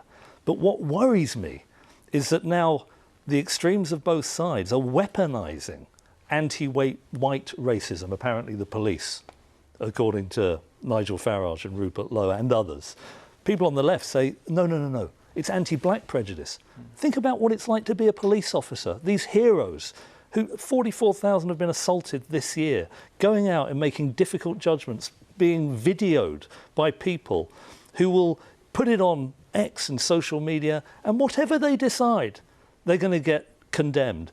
It is vital for politicians. Yes, I think woke overreach has gone too far. I think there has been a bit of a march through the institutions. There are still pockets of racism of the conventional kind.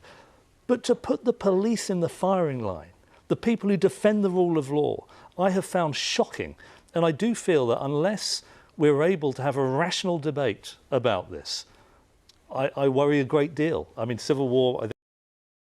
Quite interesting that, because quite a few people on the YouTube chat are saying, hang on a minute, if you're half Welsh and half Pakistani, how are you English? What would you say to that?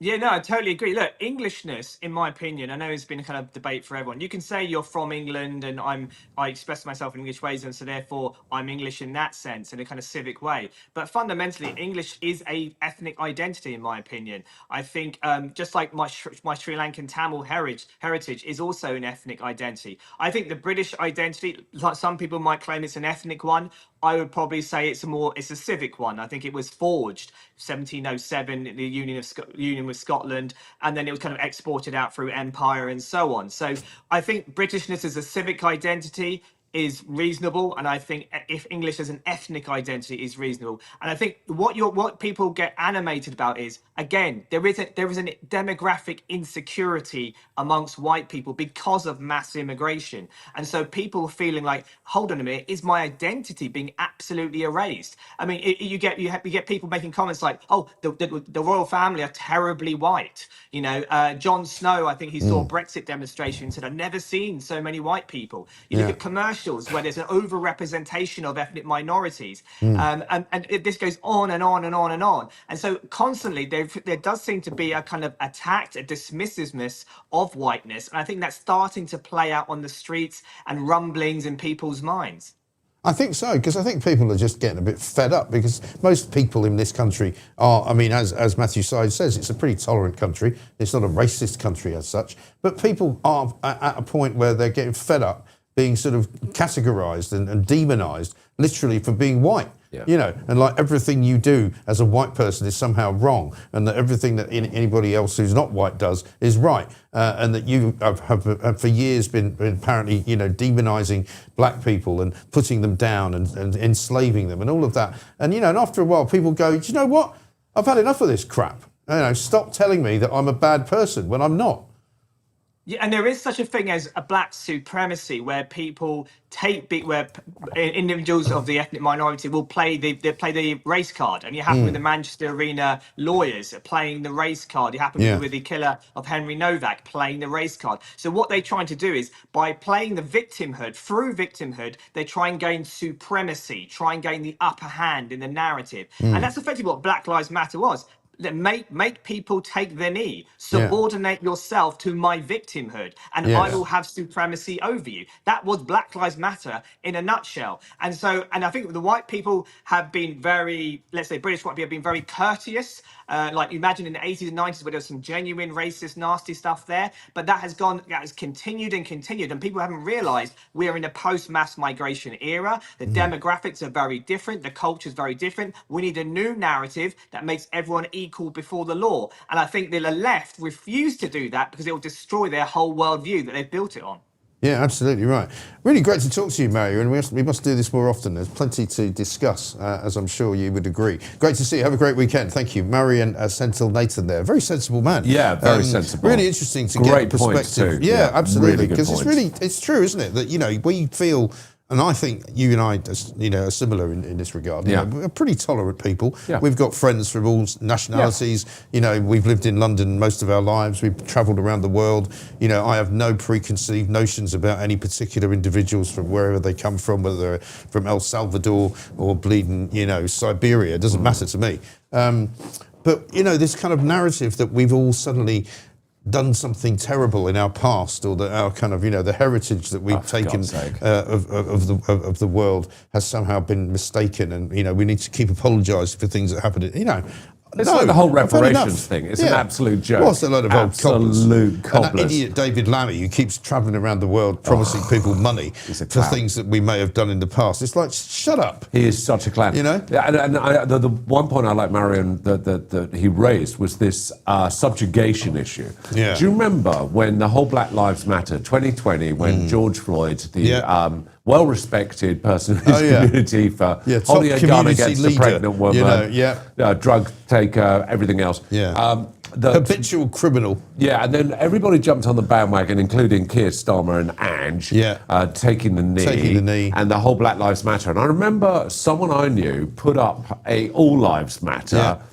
Oh my God, they got dogpiled. That was not only did they get dogpiled, but it was a guy who flew a plane with White Lives Matter across a football stadium, if you remember, and Talk Sport, believe it or not, because I was working over there at the time. We Talk love them. Sport put out a tweet basically dissing the guy, saying what a complete idiot, and that was, I should have spotted it then, that was the beginning of the kind of the wokery that was going on inside of News UK, because then we started suddenly getting questions about, talk radio is an interesting place, how come you don't have any black presenters?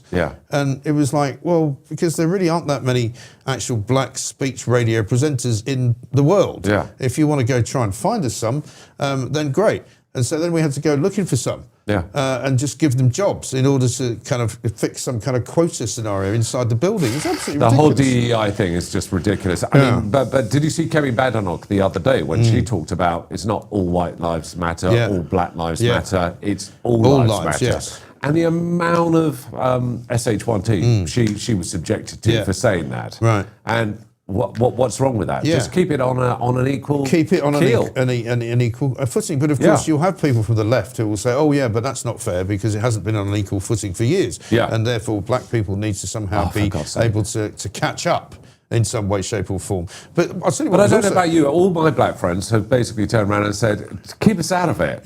Just let us get on with our lives and just integrate with society and everybody else and not even think about it as integration. It's coexisting. Well, there's been a couple of studies done recently. I was talking about that one about social attitudes study in which, it was actually measuring what people thought about things. And by and large, there's not a lot of difference between the way people think depending on what their ethnicity is. As long as they're basically, living a life with a family, hoping to make enough money to go on holiday, hoping to have a reasonably nice car, they don't care what colour your skin is. And also, people who are sort of raising families in this country or just running businesses, they're not interested in what colour you are or what colour they are. They're just interested in having a decent life. But what was really interesting as well, there was another study done about the top sort of 1% of earners in the country, which now you have to be making something like 220,000 plus to be in the top 1%.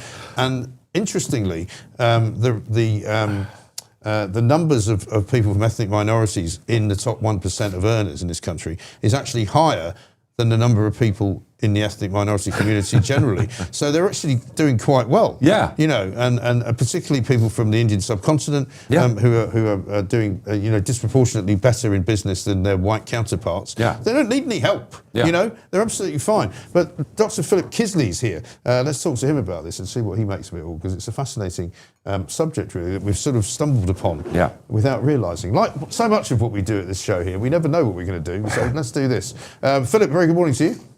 Hi, Mike. How you doing? All right? Yeah, very well indeed. As I say, we don't always know where we're going to keep going, in which direction we end up, but it's always good when we get to you, because there's always something kind of interesting. We were just talking there to our last guest about the whole notion of Englishness, because I say this a lot, and I know you've got Hungarian sort of heritage, right?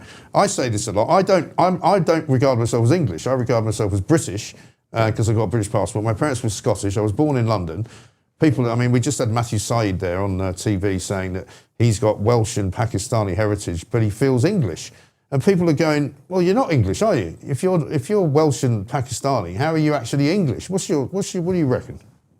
Yeah, I mean, it's really complex, but it's not that complex. You know what I mean? It's one of those things where people will just run with it for their own agenda. But really, if you think about it, ethnicity and heritage is probably quite important, right? But so is the kind of civic aspect as well. So when these two things are pulled apart, that's a kind of false binary, okay?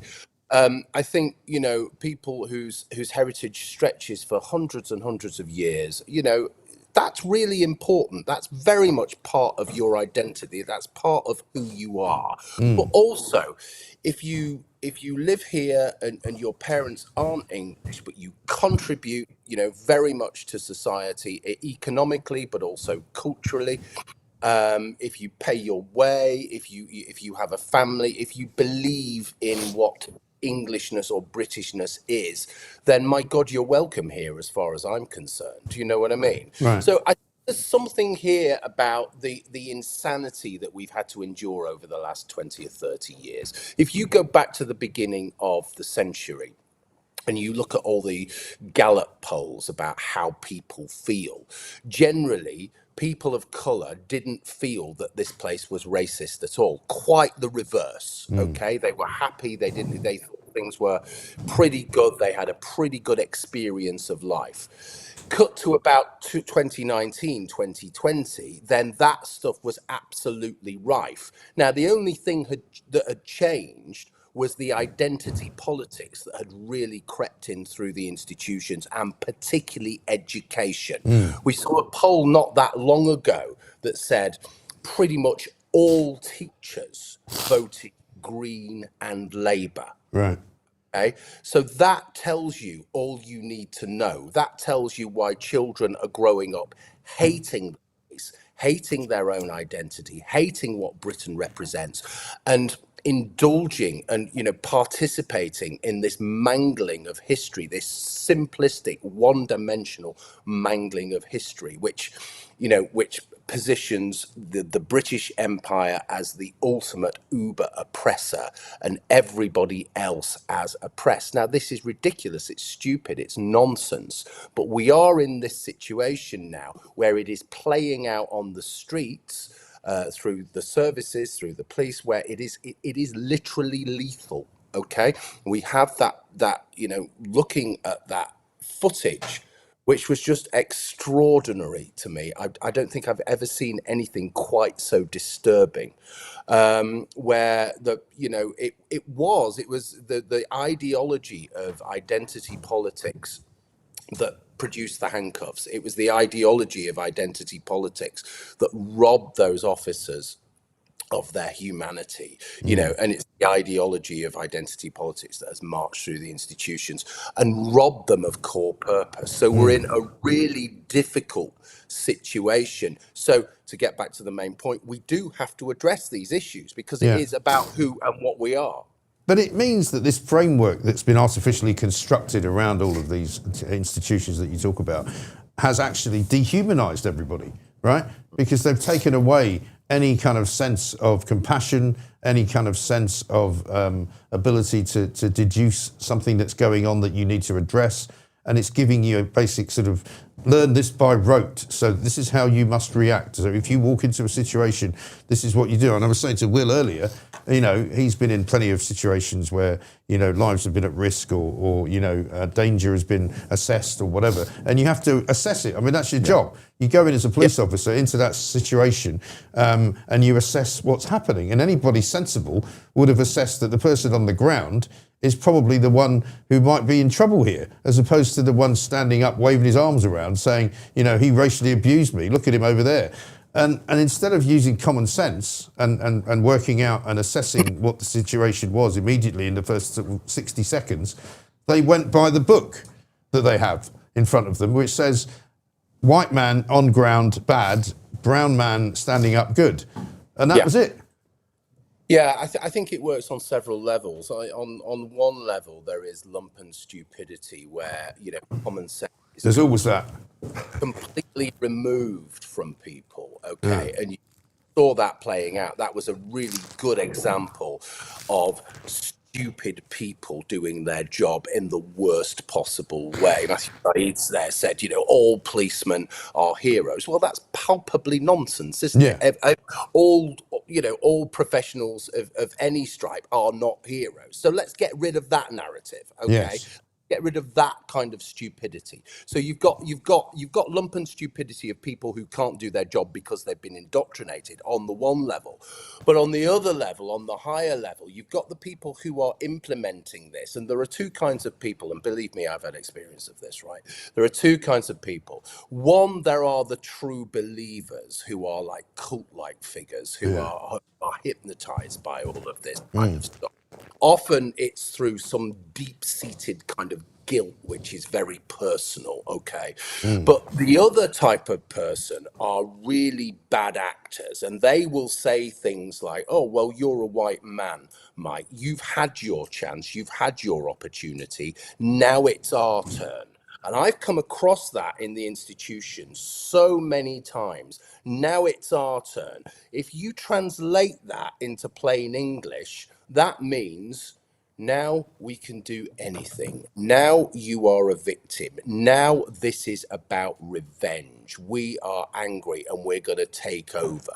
That's what this is about, actually. And that's what's literally happened in the institutions. It has taken over the institutions. Now, it hasn't just happened over the last 2 or 3 years. It isn't just about Keir Starmer. It's about the ethos. It's about the ideology that he represents. But this has been going on for decades. I think, as the last speaker said, it's been going on for decades. You can trace it back to the 60s, actually. But one thing happens, doesn't it, as well? Just to finish the point. Something awful occurs, something tragic, something dreadful. It becomes a story. It screams across the headlines.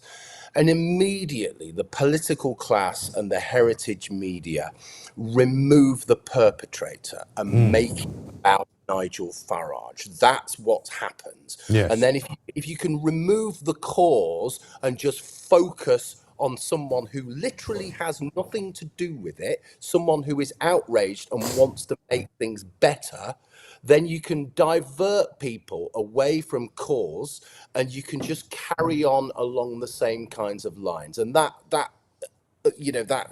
what Matthew Said was saying about, all police are heroes. That's a similar way of shutting the conversation down, isn't it? You know what I mean? It's like our glorious NHS and all of that kind of stuff. Somehow, if you criticize these things and if you criticize people, you're out of the tent, you're somehow un-British, and they weaponize that notion of Britishness, and the Labour Party have started doing that massively. And we just need to be calm, we just need to push back, and we just need to say, no, you're diverting, you are lying, you are gaslighting, and this is why. Because if you criticise the NHS now, you're automatically assumed to be right-wing, as opposed to somebody who just doesn't think the NHS works very well, which is a truism for a start. And if you haven't had any dealings with the NHS, you will know that it is not particularly well run, and it's largely inefficient, and it's you're pretty fortunate if you can get any treatment at all.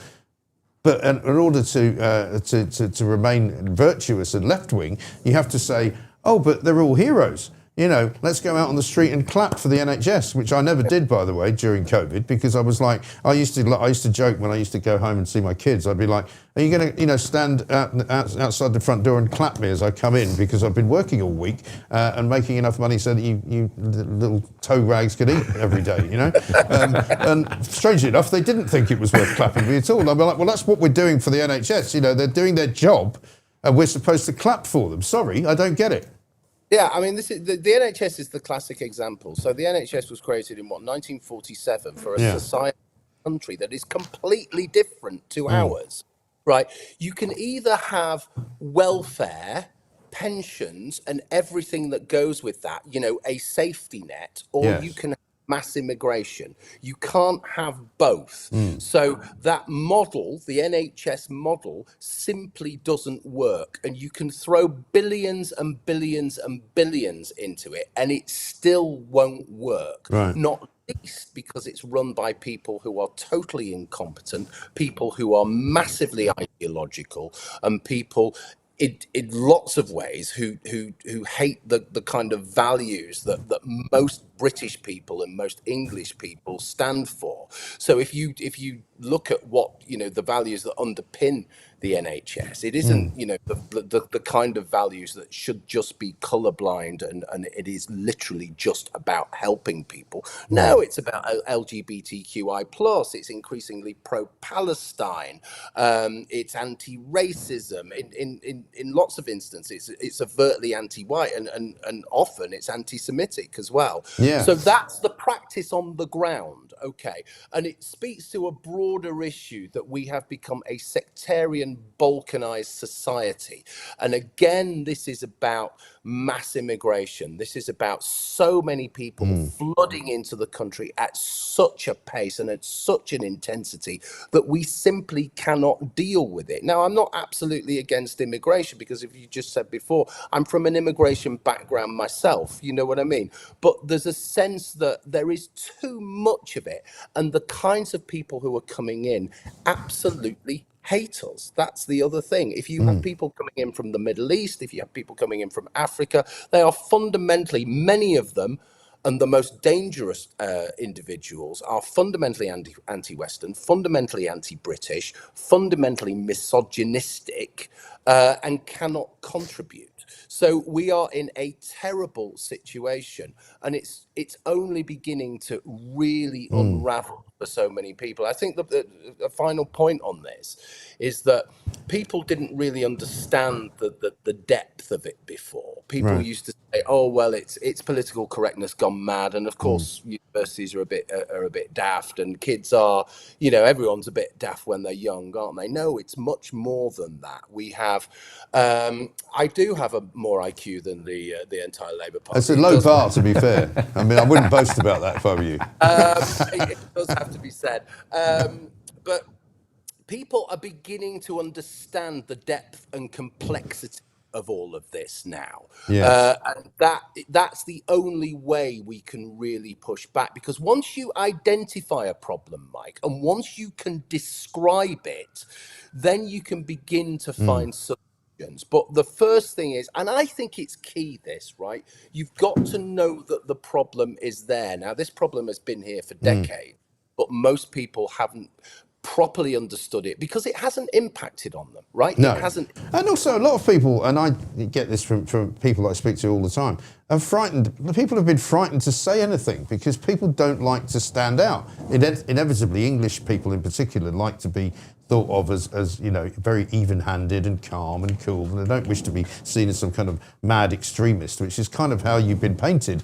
If you've said some of the things that you and I have now been saying for quite a long time, other people are now beginning to see that you can say it, not least because of places like this and you know, Talk when I was there, where people said to me during COVID, you know, I meet them now. We did a live show the other night and people came up to us, and Will was there as well. And they were like, you know, you saved my life during COVID because I didn't know anybody else thought like I did. And you were actually saying it out loud. And, you know, I was able to then say it to other people and say, well, I'm not the only crazy nutter. You know, there's a guy over there who says it, you know, and broadcasts it. And so I think people have woken up a little bit since then, maybe in the last 4 or 5 years.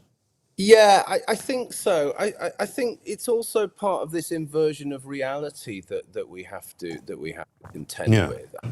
If you think that men are men and women are women and sex is immutable and a man cannot become a trans man is not a trans woman is not literally a woman, that doesn't make you an extremist. No. And yet you are painted as an extremist. Okay, so this is what they do, isn't it? You know, this is how their ideology works, and this is how it has to survive. It inverts reality by shaming and is about packs. You know, if you stand up and say something, you're a lone voice, or you have been up until very recently, and then they will just destroy your career and try and put you in prison. You know. Yes. But I think there's another thing about this as well, and this is one of the reasons why this stuff is going to hang around for so long, and it's so sticky, and it's going to be really difficult to dislodge. It's that it's a massive industry, and it employs many people, and it's a big part of the economy. So if you think about the public sector, for example, they have all of these kind of organizations, third-party organizations coming in and talking about LGBTQI plus and trans rights and reparations, and you are wicked, you are literally poisonous, got white skin, it will never change, you will be poisonous all your life, so you've just got to manage it. Literally, that is the okay. You have people within organizations, okay, who are diversity officers, HR, well-being, and all of that kind of thing, okay. And it isn't just the public sector, it's large companies and medium-sized companies as well, because they feel as though they have to buy into all of this nonsense. And when you've got all of this stuff, paying people's wages, paying for school, and making massive contributions to economies, especially in the university towns like Manchester and Leeds, then people, you know, stick to it no matter what. So there's a big job here, actually, Mike, for us to say, look, we have to work on this at several levels, actually. It is cultural. Of course, it's cultural. It is about our safety, but it's also saying, look, this is economic. We understand how it's really deeply embedded, and we have to loosen it, and we have to think of other ways of making money. Yeah, absolutely right. It's fascinating, and we could talk about this all day, but I've got to run. Dr. Philip Kisley, great to see you. Thank you very much indeed. Will, we were talking about the NHS earlier, because it now turns out £500 million has been wasted on people for fat jabs, right, in the past year. Yeah. But also, check this out, right, just before we talk to Paul Embry, who's our next guest, and coming up, Jacob Rees-Mogg in the next hour, by the way. This is Lord Mann, who I believe is he is, I think, the anti-Semitism czar for the Labour government. He's now in the House of Lords, obviously, but he was an MP. This is him talking about people wearing badges in the NHS, right? Check this out. Including, for example, no political badges being allowed to be worn. Is that right? Indeed. If I'm sat in the dentist chair and the dentist's about to drill my teeth, I don't expect the dentist to have political badges on. Even, you know, I'm in the Labour Party, even a Labour Party badge, you know, I might like that, but you might not like it. That's not appropriate. And so a badge that says I support Palestine, or indeed a badge that says I support Israel, I don't want my dentist to be wearing that when they're about to drill my teeth. And it's very straightforward policy, and I think that should be and will be the policy across the NHS. Get the political politicking out of the NHS, out of the hospital and health environment, because what Jewish patients have told me, and I've spoken to very large numbers, is that's more than off-putting. That's sometimes stopping people from using the NHS. There's this legal action that some NHS workers are bringing against Bart's NHS Trust in London over that ban. And they are worried that it disproportionately affects people who are trying to express pro-Palestinian views or empathy with the suffering that they are seeing in Gaza. I mean, what would you say to that? We might disproportionately impact Labour Party members if they're not wearing a Labour Party badge at work, or any other political sloganing.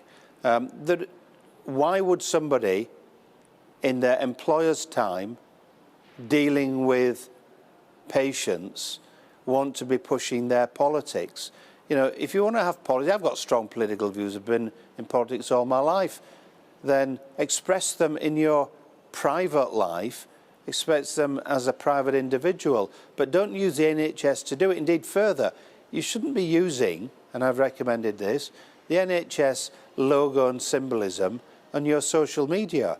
Do it as yourself. Don't try and suggest that NHS is associated with whatever your views are. Whether their views I would wholeheartedly agree with, or whether their views I regard as abhorrent.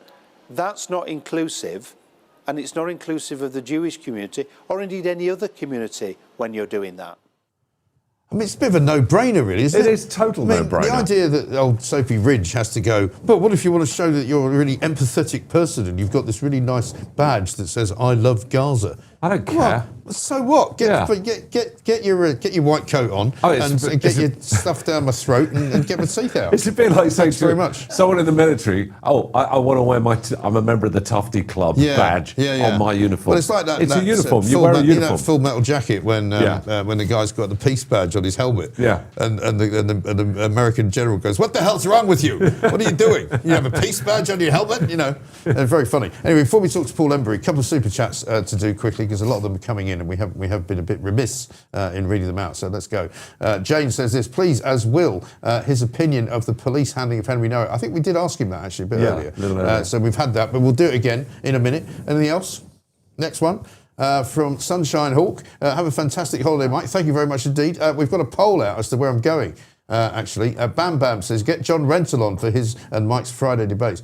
We keep trying to get John Rentoul on, but he doesn't seem to be interested in coming on. I think he must think I'm some kind of racist. Have a beer on your holes, Mike, says Steve in Antrim. I think I may well do. I think it's safe to say that. There's probably a pretty good chance I'll have one at the airport before I go. Great show, great guest, says Hawk Steve. Thank you very much indeed. Got some nice gifts have turned up as well, actually, from the PO box. Jane says, Ralph, we love you. That's Ralph Schulhammer, of course. Yeah. And lastly, from Leon, not a single white person in Nigerian, Indian, Iranian government or football team. Let's cry.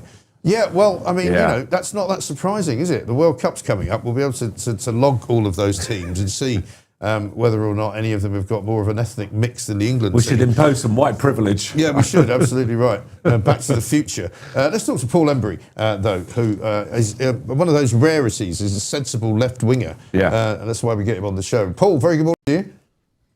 Good morning, Mike.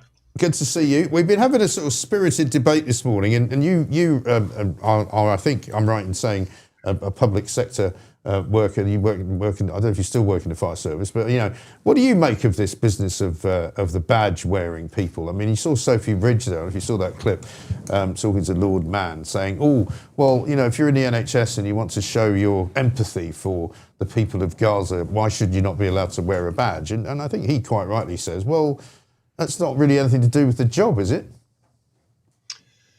Well, I think there's a lot of sense actually in what John Mann says. I think that when it comes to public sector workers, I think we do need to be really careful about displaying political messaging and badges, which, you know, take a very partisan side on a particular issue. But I tell you what, Mike, I'd go a bit further and say that it's not just, you know, when it comes to you know, military conflicts like Israel and Palestine, that people shouldn't wear badges. I would say, look, what about the Pride badge? What about Pride lanyards? Yeah. Because in my view, the Pride campaign is now increasingly political, and is actually a crusade that is far removed from its original purpose, which was simply to try to bring liberation to gay and lesbian people. Now it's become a relentless political lecture. So if you're going to do it, I think you've got to do it, you know, for things like that as well. Yeah, I would agree with you because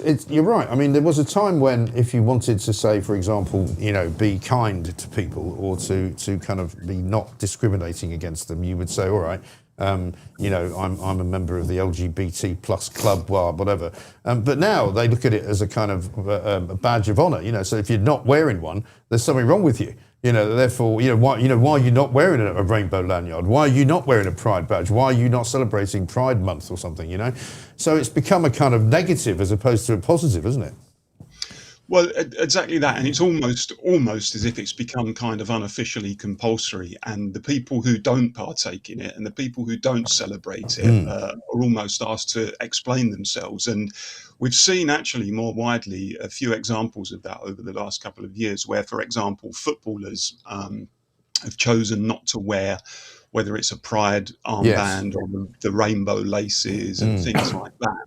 And are really put under the spotlight and interrogated and expected to explain themselves. But I think it's perfectly possible to say, look, of course we're opposed to any sort of prejudice against gay and lesbian people, but at the same time it doesn't mean that we agree with all of the objectives of the Pride campaign, which has become increasingly militant. And if we don't want to partake in it and celebrate it, that's absolutely our right to do so. And it seems to me we don't give space for people to make that kind of position these days. No, I mean, it was a bit like when they had all the taking of the knee business, wasn't it? I mean, we were talking about George Floyd all this week because of the Henry Nowak case and the fact that, we've sort of forgotten what that madness was like, when the football teams decided they had to take the knee, and if somebody didn't want to, it was like, oh my God, what's wrong with you? What do you mean you don't want to kneel down on behalf of somebody who's a career criminal who once held a gun to a woman's pregnant stomach and threatened to kill her fetus, And you're going, oh, well, maybe he's not such a nice guy after all.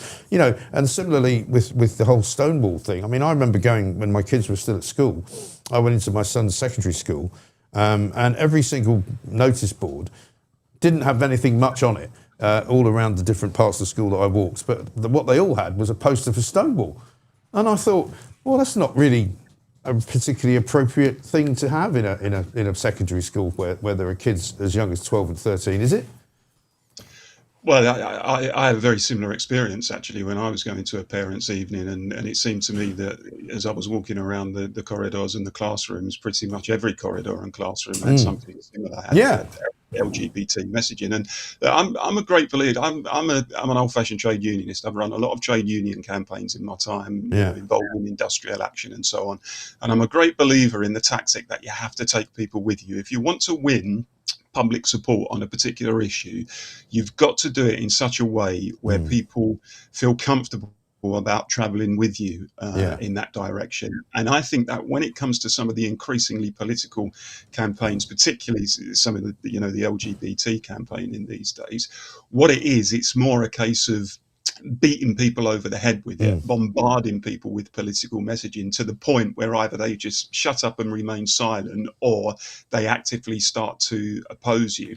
And I think that that's the position that we're in now. And it's almost like for many of our public service leaders and corporate leaders and politicians in this country, it's almost like it's become a bit of a nervous tick. You have to hammer home the message of diversity and equality, or equity as we're supposed to call it nowadays, and inclusion at every possible opportunity, because if you don't, then you're going to be seen as some sort of reactionary or some sort of conservative. And I, as you mentioned earlier, I've been working in the public services, in an emergency service for 30 years, and I've seen this up close and personal. That is the ethos today, and I think it's alienating a lot. And I mean, obviously, the big story of the week has been the fallout from the Henry Nowak court case and the murder and the conviction and all the rest of it, and what's emerged from the police over the course of the last few days, which is apparently that they've now been instructed officially to treat people differently at the scenes of various events that they go to, whether it be a crime or a disturbance or something, to treat people differently depending on their ethnicity.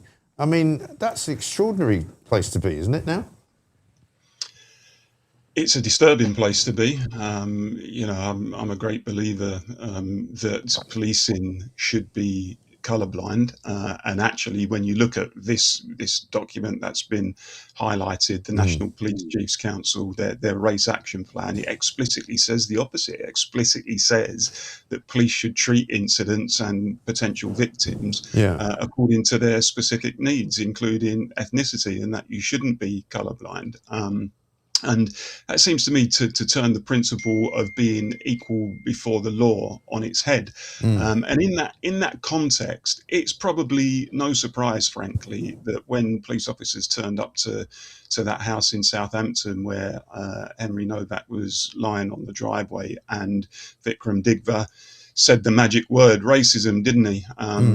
And he claimed to have been racially abused and assaulted, that in that situation, the police's conditioning kicked in, and there are many years, no doubt, of training and being force-fed DEI and taught critical race theory, as some of them are, kicked in, and they realised that a very serious accusation had been made. And after that, all context was frankly appeared to be lost from that incident. And, the truth is that yes, the police today are occasional defenders of law and order, but they're very often political activists as well when it comes to things like, race politics, when it comes to things like dancing around on pride parades, when it comes to things like the Deputy Chief Constable of Cheshire Constabulary celebrating International Pronouns Day and stuff like that. And people, I think, are being alienated by this because they think that's not what our police are for. You should be policing the streets, preventing and detecting crime, and that's all we want you to do.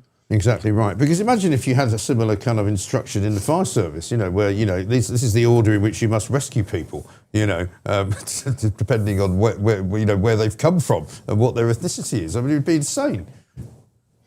And the truth is that the whole thing is counterproductive anyway, because it's caused huge divisions and resentment in society. I think where politicians and corporate leaders keep saying diversity is our strength, everyone knows now that that's a lie. Everybody knows that it's a lie. It's like when politicians say that a woman can have a penis. Everybody, or most sensible people at least, know it's a lie, and it's not rooted in any evidence. And truth is that actually diversity in many respects is our greatest challenge. And I want to live in a world where there is tolerance and where people do have freedom of religion, and where people are not treated with prejudice because of the color of their skin and so on. But I think the way that we've promoted what you might call hard multiculturalism in this country for so long, which is actively telling people to celebrate their difference, to celebrate their separateness. Surprise, surprise, we are now as a society divided along religious and ethnic and cultural lines more so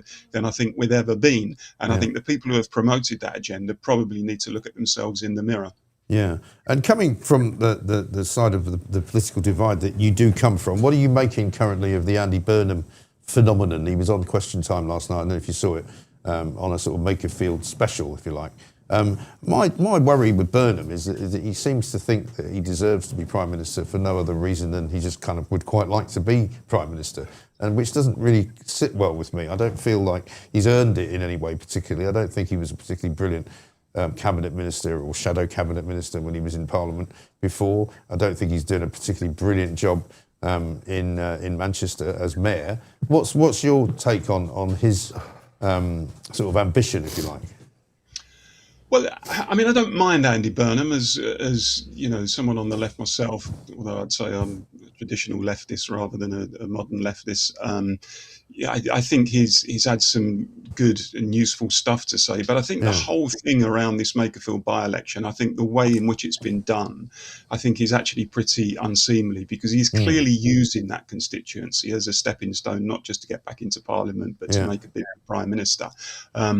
And in my view, it's almost like treating the Makerfield electorate as some sort of stage army on his behalf, to mount a challenge against the leader of the Labour Party. And I don't think that constituents should be used in that way. I don't think constituencies should be treated as political commodities to be traded between one MP and another would-be MP. But the truth is, even if he were to win Makerfield, which he probably will, even if he were to mount a challenge and win that against Starmer, which he may very well do, unless there is, I think, a radical change to the agenda of the Labour Party, it would just be like the proverbial shift in the deck chairs around on the Titanic. There needs to be a major focus on getting back in touch with those red wall communities that have abandoned the Labour Party over recent years because the Labour Party abandoned them. And if you don't start saying and doing the things and devising the policies that appeal to communities like that, then they're not going to come back to Labour. Yeah, and I mean, are you surprised at how quickly the whole Starmer project kind of self-destructed, or were you not that hopeful for it in the first place? I have to say I wasn't that hopeful about it in the first place. I think what he is learning and what the cabinet is learning is that governing is much harder than perhaps people realise in opposition. And if you make all sorts of promises, as the Labour Party did, they said they was going to turbocharge growth, and they said they were going to, deal with the small boats and smash the gangs and so on. And after 2 years, you still have not made many inroads into some of that big stuff. And, you can add into that things like housing and so on, the chronic housing crisis. People just feel, I think there's a sense out there that people think actually things are not really that much different to how they were under the Tories. And we absolutely hated the Tories, and we got rid of them at the ballot box because we despised them so much, and not enough has changed under Labour in the time that they've had since. And until the Labour Party gets growth, and it seems to have no idea about how to go about that, until they can deliver much lower immigration numbers. They've made some progress on that, it has to be said, but the figures are still too high. Until they can stop the boats coming, until they can stop public services crumbling, until they can give people decent homes to live in and address the housing shortage, then I see that there's going to be no way back for Labour. And I don't see any of those things happening soon. So I think we're in an era where there is a fundamental realignment in British politics, and it could go in any direction. Right. And the Greens, I don't know whether you agree with me, I think might have kind of shot their bolt a bit early, really. I'm not sure that they're going to do particularly well in Makerfield. I don't think they're going to do that well now, kind of going forward. I think they had their moment, I think, in Gordon and Denton, and you know, Hannah Spencer got in and everybody kind of went, crikey, she's a bit mad. You know, Zach Polanski kind of is now been a bit exposed as a bit of a charlatan, you know, doesn't pay his council tax, lives on a boat, pretends he doesn't live on a boat, didn't even vote for himself in his own local council election. You know, I just wonder if they're kind of going to just disappear. Well, they won't make any waves in Makerfield. I'm pretty sure about that. But I do still think they've got the potential to take lots of votes off Labour in some of our, what you might call, our fashionable cities and university towns, where the electorate is filled with, you know, student radicals and social activists and middle class liberal graduates and so on. So Labour is then confronted with the dilemma of whether or not it tacks towards the Green in order to shore up its left flank, or whether or not it tacks towards Reform in order to shore up the Red Wall. I know what my position would be. It's that the Labour Party was created in order, first of all, to speak for people in places like the Red Wall, voiceless people, the working class, the traditional working class in this country. And without them, then the Labour Party is nothing. It's abandoned its historical mission. So for me, if the Labour Party is going to win again, number one, and if it's to honour its historical mission, it needs to throw everything, not engaging people in the fashionable cities and university towns, although it's great if they vote for Labour. I say that as a Labour Party member. But in trying to win back the hearts and minds of people in the Red Wall who have abandoned the party, that needs to be the priority. Indeed. Paul, good to talk to you. Thanks very much indeed. Paul Embry there, taking us through the sort of the left-wing playbook. Will Getty's still here with us. Very nice of you to stay around, by the way. Well, it's very. I'm going to have to bail soon. Got to go and make some money, Mike. Okay. Well, what do you got coming up? What sort of projects can you tell us about? Share that. I'd have to kill you, wouldn't I? I know, but you can't. Can you not give us a hint of something that you might be doing? You know what? The joy of my work, which feeds to my ADHD really nicely, is every day is different. There's always some new kitten needing to be rescued from a tree. We have that situation here. Every day we come in and something else goes wrong, and you never know what it's going to be. Which is kind of what you're here for, though. I know, which is great. You know, it's easy to do a job which is easy. You know, it's doing jobs that are hard. On the cuff, which is great. But Paul was great. He's brilliant, isn't he? And one of the things, a sensible man. Yeah, a very sensible man. And in fact, he's about the only sensible lefty I know. To be honest, there's not many of them around. You know, but it's interesting. interesting. Dan Hodges was quite sensible for a while, but he seems to have lost the plot. Oh, you guys again. have fallen out, haven't you? Yeah, I saw that. Well, the thing is, I'd had. Well, we could probably address it a bit on Plank as well. Because when I moved over from Talk to here, you know, there was a few people who were kind of like a bit, shall we say, slow in getting back to me when I asked if they wanted to come on the show. You were not one of them. I listened to, I certainly wasn't, and neither was Russell Quirk and many other of my friends who just were like, of course we'll come on your show. Of course. He took a little bit of time, and so we eventually kind of had a conversation on Twitter, DM conversation in which he said, I said, look, if you've got any kind of concerns that you don't want to be on my show for whatever reason because you think it's somehow going to be bad for your image, you know. Not quite sure how you do work for the Daily Mail, you know, it's not exactly, you know, the Beano, is it? And I said, well, let's have a drink, you know. And so we agreed to have a drink. This was before Christmas, I think. Right. And somehow we never quite got around to it. I then saw him at a party sometime in January, I think it was. And so we ran into each other, and I said, look, we should really, and we had a nice little chat, and you know, he was like, I'm sure we'll be fine. Let's try and get a drink again. And it sort of, again, time sort of came and went. And so we got, I think it was about 2 weeks ago. It was all in the midst of the whole Mandelson caper. Yes. And when I said, and he was leading the way because he was writing pretty much every day about Mandelson and Starmer. And, you know, he'd started out. There was a lot to write. And he'd started out as a Starmer fan. You know, back in the day when Starmer was elected, he was telling us all how great it was going to be. The grown-ups are back in charge and all that cobblers, right? That they all said at the beginning. And I just said, look, I think the guy's shot his bolt already, because let's face it, within I think a week of him being in government, we found out about Lord Ali and all the suits and all the glasses and all the freebies, the Taylor Swift parties and concerts and stuff, and the free football tickets and la la la. And I thought, well, hang on, this is all about supposedly transparency and no sleaze, no cronyism. Oh, really? You've been living in Lord Ali's penthouse apartment in Covent Garden? Oh, exactly. You know, and all of that. So, and then Southport happened, and he did the whole far right thuggery and all that. Complete mess. Anyway, so over time, I kind of persuaded him that actually Starmer was a complete scumbag. Yes. And he obviously fell for that hook, line and sinker. So he eventually was like, we actually got to the point where I said, look, I think you really need to come on now, because this is you're kind of leading the way with all of these And he stories. was a regular guest. Yeah, he was on at least once a week. Yeah. So I said, look, let's do it next week. And so he was going to, this was 2 weeks ago, and he was going to come on. Eventually, I think it was two nights ago or something, and he was tweeting, because he's been tweeting like mad lately as well. He's got a bit sort of Farage derangement syndrome as well, where he's just constantly attacking reform. Yeah. So I kind of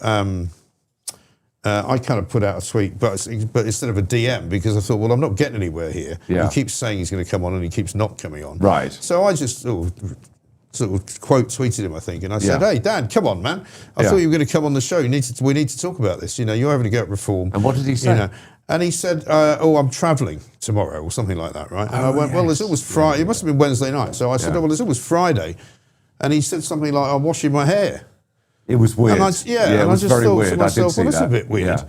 And then I just went, and I put out a quote and a tweet sort of later that night to say, I've been grooming Dan Hodges for quite a long time, and I didn't mean it in a sexual sense, obviously, but it was meant slightly tongue in cheek to hate Keir Starmer. Did he get a little upset? He got a little upset. He then wrote me a message back, which I didn't see till the next day, saying that it was a very weird turn of phrase, and that if I wanted him on my show, I should really not try and bully him in public. That I should, Yeah. To which I said, well, hang on a minute. We've been having a conversation privately for about 6 months. Yes. And nothing's happened.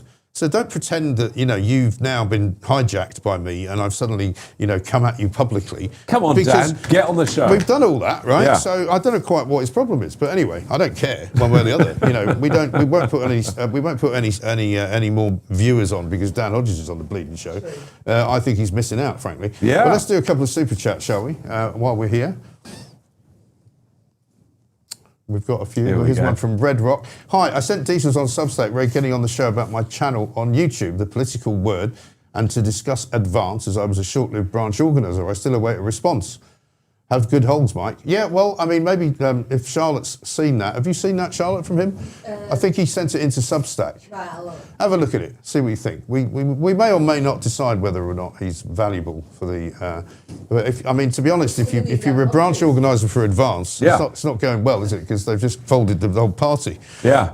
Although Ben Habib told me yesterday he hasn't folded it. He's just sort of put it in. He's put it in abeyance. I'm going, right, okay then. This from Loyal. Morning, Mike. A friend of mine has lived in Cyprus for 30 years. He loves his life and he loves the Cypriots, but like he says, he will always be regarded as English and not Cypriot. Yeah, well, I mean, just because you move to Cyprus and live there for 30 years, it doesn't make you a Cypriot, does it? Well, it's a little bit like if you go to Japan and if you're a Westerner, you're called a Gaijin, or if you're in Indonesia or Guyla, which is a foreign devil. Is that right? So, yeah, there you go. Gio says this, enjoy your holiday, Mike, you deserve it. Thank you very much indeed. I will. I fully intend to. Well, I'm the same. I mean, I went and lived in New York for 10 years, right? Yeah. At no point did I consider myself to be an American. No. My sister, funnily enough, is an American citizen. Yeah. Because she's now lived there since, I think, the early 90s. So, 30 odd years. But she's not American. Yeah. And she would never say that she was. Yeah. But she is a citizen. Yeah. That's not the same thing. No, of course not. No. She's still British. But she's integrated.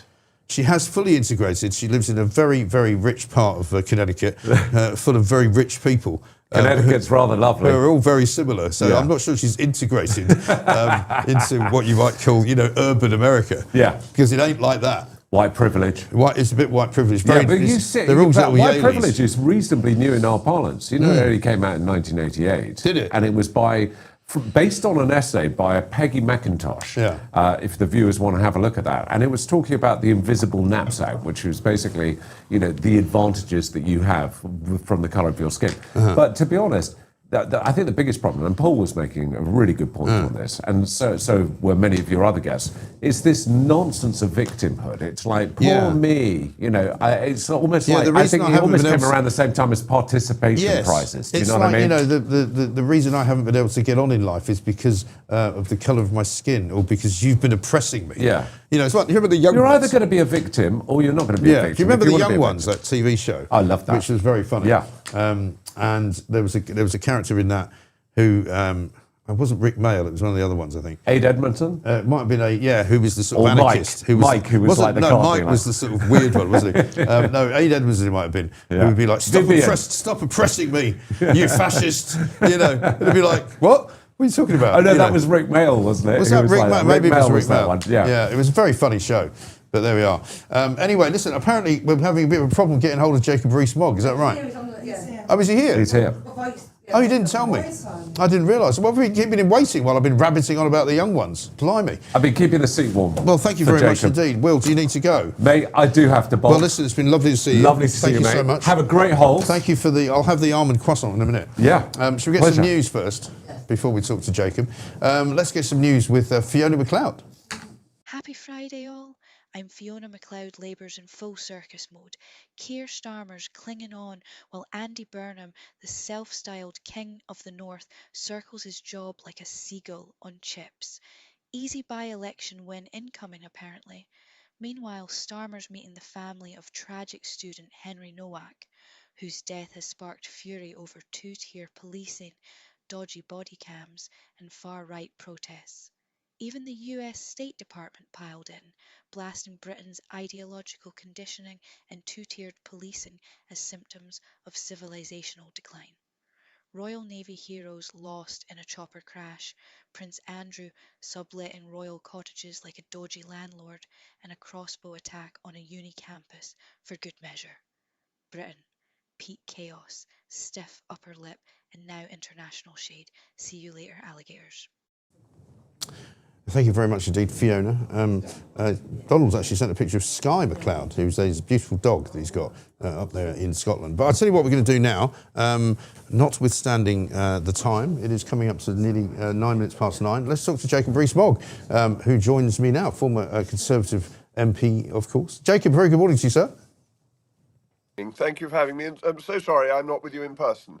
Yes, I'm sorry. I was looking forward to seeing you, but these things happen. Not to worry if you've been unavoidably detained. I watched your show last night with some interest. We've been sort of developing some of the things you were talking about because we've been having a conversation about this whole business of being English, which has emerged slightly as a result of Matthew Said giving an interview yesterday and to Sky, where he says that basically he feels English because he is half Welsh and half Pakistani. And a lot of our listeners and viewers are saying, well, hang on a minute, there's nothing wrong with him wanting to feel English, there's nothing wrong with him wanting to be English, but is he actually English if he's Welsh and Pakistani? And he could be British, perhaps, but can he be English? Well, I don't particularly differentiate between English and British. I only remember to call myself British so as not to wind up my Scottish friends who get very annoyed if you refer to Britain as England. But I think because England is over 80% of Britain, the two are broadly synonymous, and that if you're British, you can often say you're English. And I'm a bit Welsh, as you can tell, with the name Rees-Mogg, and I think of myself as being English and British pretty much interchangeably. But it's become a bit of a political football, this one, hasn't it? Because an awful lot of what you might call, I suppose, English nationalists who are on the right side of the political divide would say, there is a difference between being English and being British. I'm not an ethno-nationalist. That is to say, I think that your nationality depends on what you want it to be and where you live, as much as where your ancestors have lived. That, what point do you say that you're allowed to change? Is it like your sister who you were talking about, if it's 30 years? And in America, after 30 years, are you allowed to say you're an American then? Is it after 2 generations? Is it after 5 generations?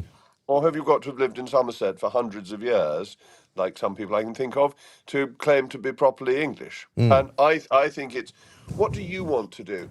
And I think one of the important things is that we should encourage people who've come to this country to be part of our culture and therefore be proud to say they're English. I think that would be a thoroughly good thing. I'm much more worried about people who come here and want to maintain a foreign culture and don't want to integrate.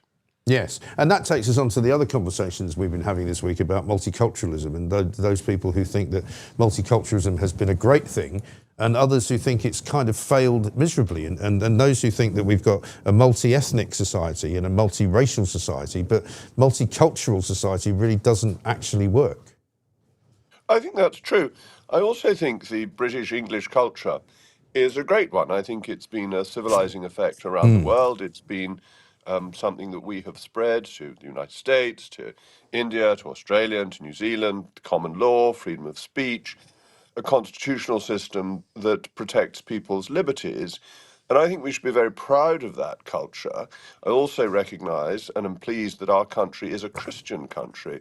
It still is. The Church of England is established by law. And I think we should be proud of that culture. And if people come here, they should be signing up to our culture rather than saying they want to change it. So I think we should be proud of our culture. And what's been going on the last few days that we've seen about the terrible, terrible events of Hampshire Police and Henry Novak is that they've tried to enforce a change of culture that has led to discrimination or reverse discrimination, but something that is still discrimination. And this has gone on surreptitiously. It turns out to be hidden away in the policing documents. It's hidden away even in the police complaints people, the IOPC's documents. And that has, I think, been a way of undermining trust and confidence in our whole system and indeed making race relations worse rather than better. Yes, I think you're right. And I was, when I was watching your show last night, I know you were talking about because the reaction to what Nigel Farage said in Parliament, I thought was very telling. In that, you know, our parliamentarians don't seem to want to think about what he said. They don't seem to think it's important that there is such a thing as two-tier policing. Indeed, Keir Starmer denies there is two-tier policing when it's very clear to see that that's precisely what we've had for quite a long time. And I see that even now the US State Department has mentioned it in dispatches and talked about countries where two-tier policing is a problem, clearly referring to the UK. So I worry that despite this fact being pointed out and despite the police even admitting that they ask for people to be treated differently depending on their ethnicity, that nothing's going to change. Well, it has to change because the police body put out a document saying that they wanted equality of outcomes in terms of race. This is completely and utterly crazy. It means that if there is a race that has committed crimes, you don't arrest a certain number of them because you've reached the maximum. That was what happened with Collar Kane, of course. Yes. That with Collar Kane, they wouldn't section him because they'd already sectioned too many people of his ethnicity. Yeah. But it also means if you've got an ethnic minority that never commits any crimes, you've got to arrest some of them so that you get equality of outcome. Equality of outcome is Marxism. And it simply shouldn't be part of an official state system in this country. It's not something anyone's ever voted for. And it completely perverts justice, because justice should treat people as individuals. It's how our whole system works. The assumption of innocence until proved guilty, the fact that you're tried for an individual case, you're not tried on your record, and that everybody is equal under the law. And the DEI approach has undermined that fundamental principle of equality before the law and has unquestionably led to two-tier policing.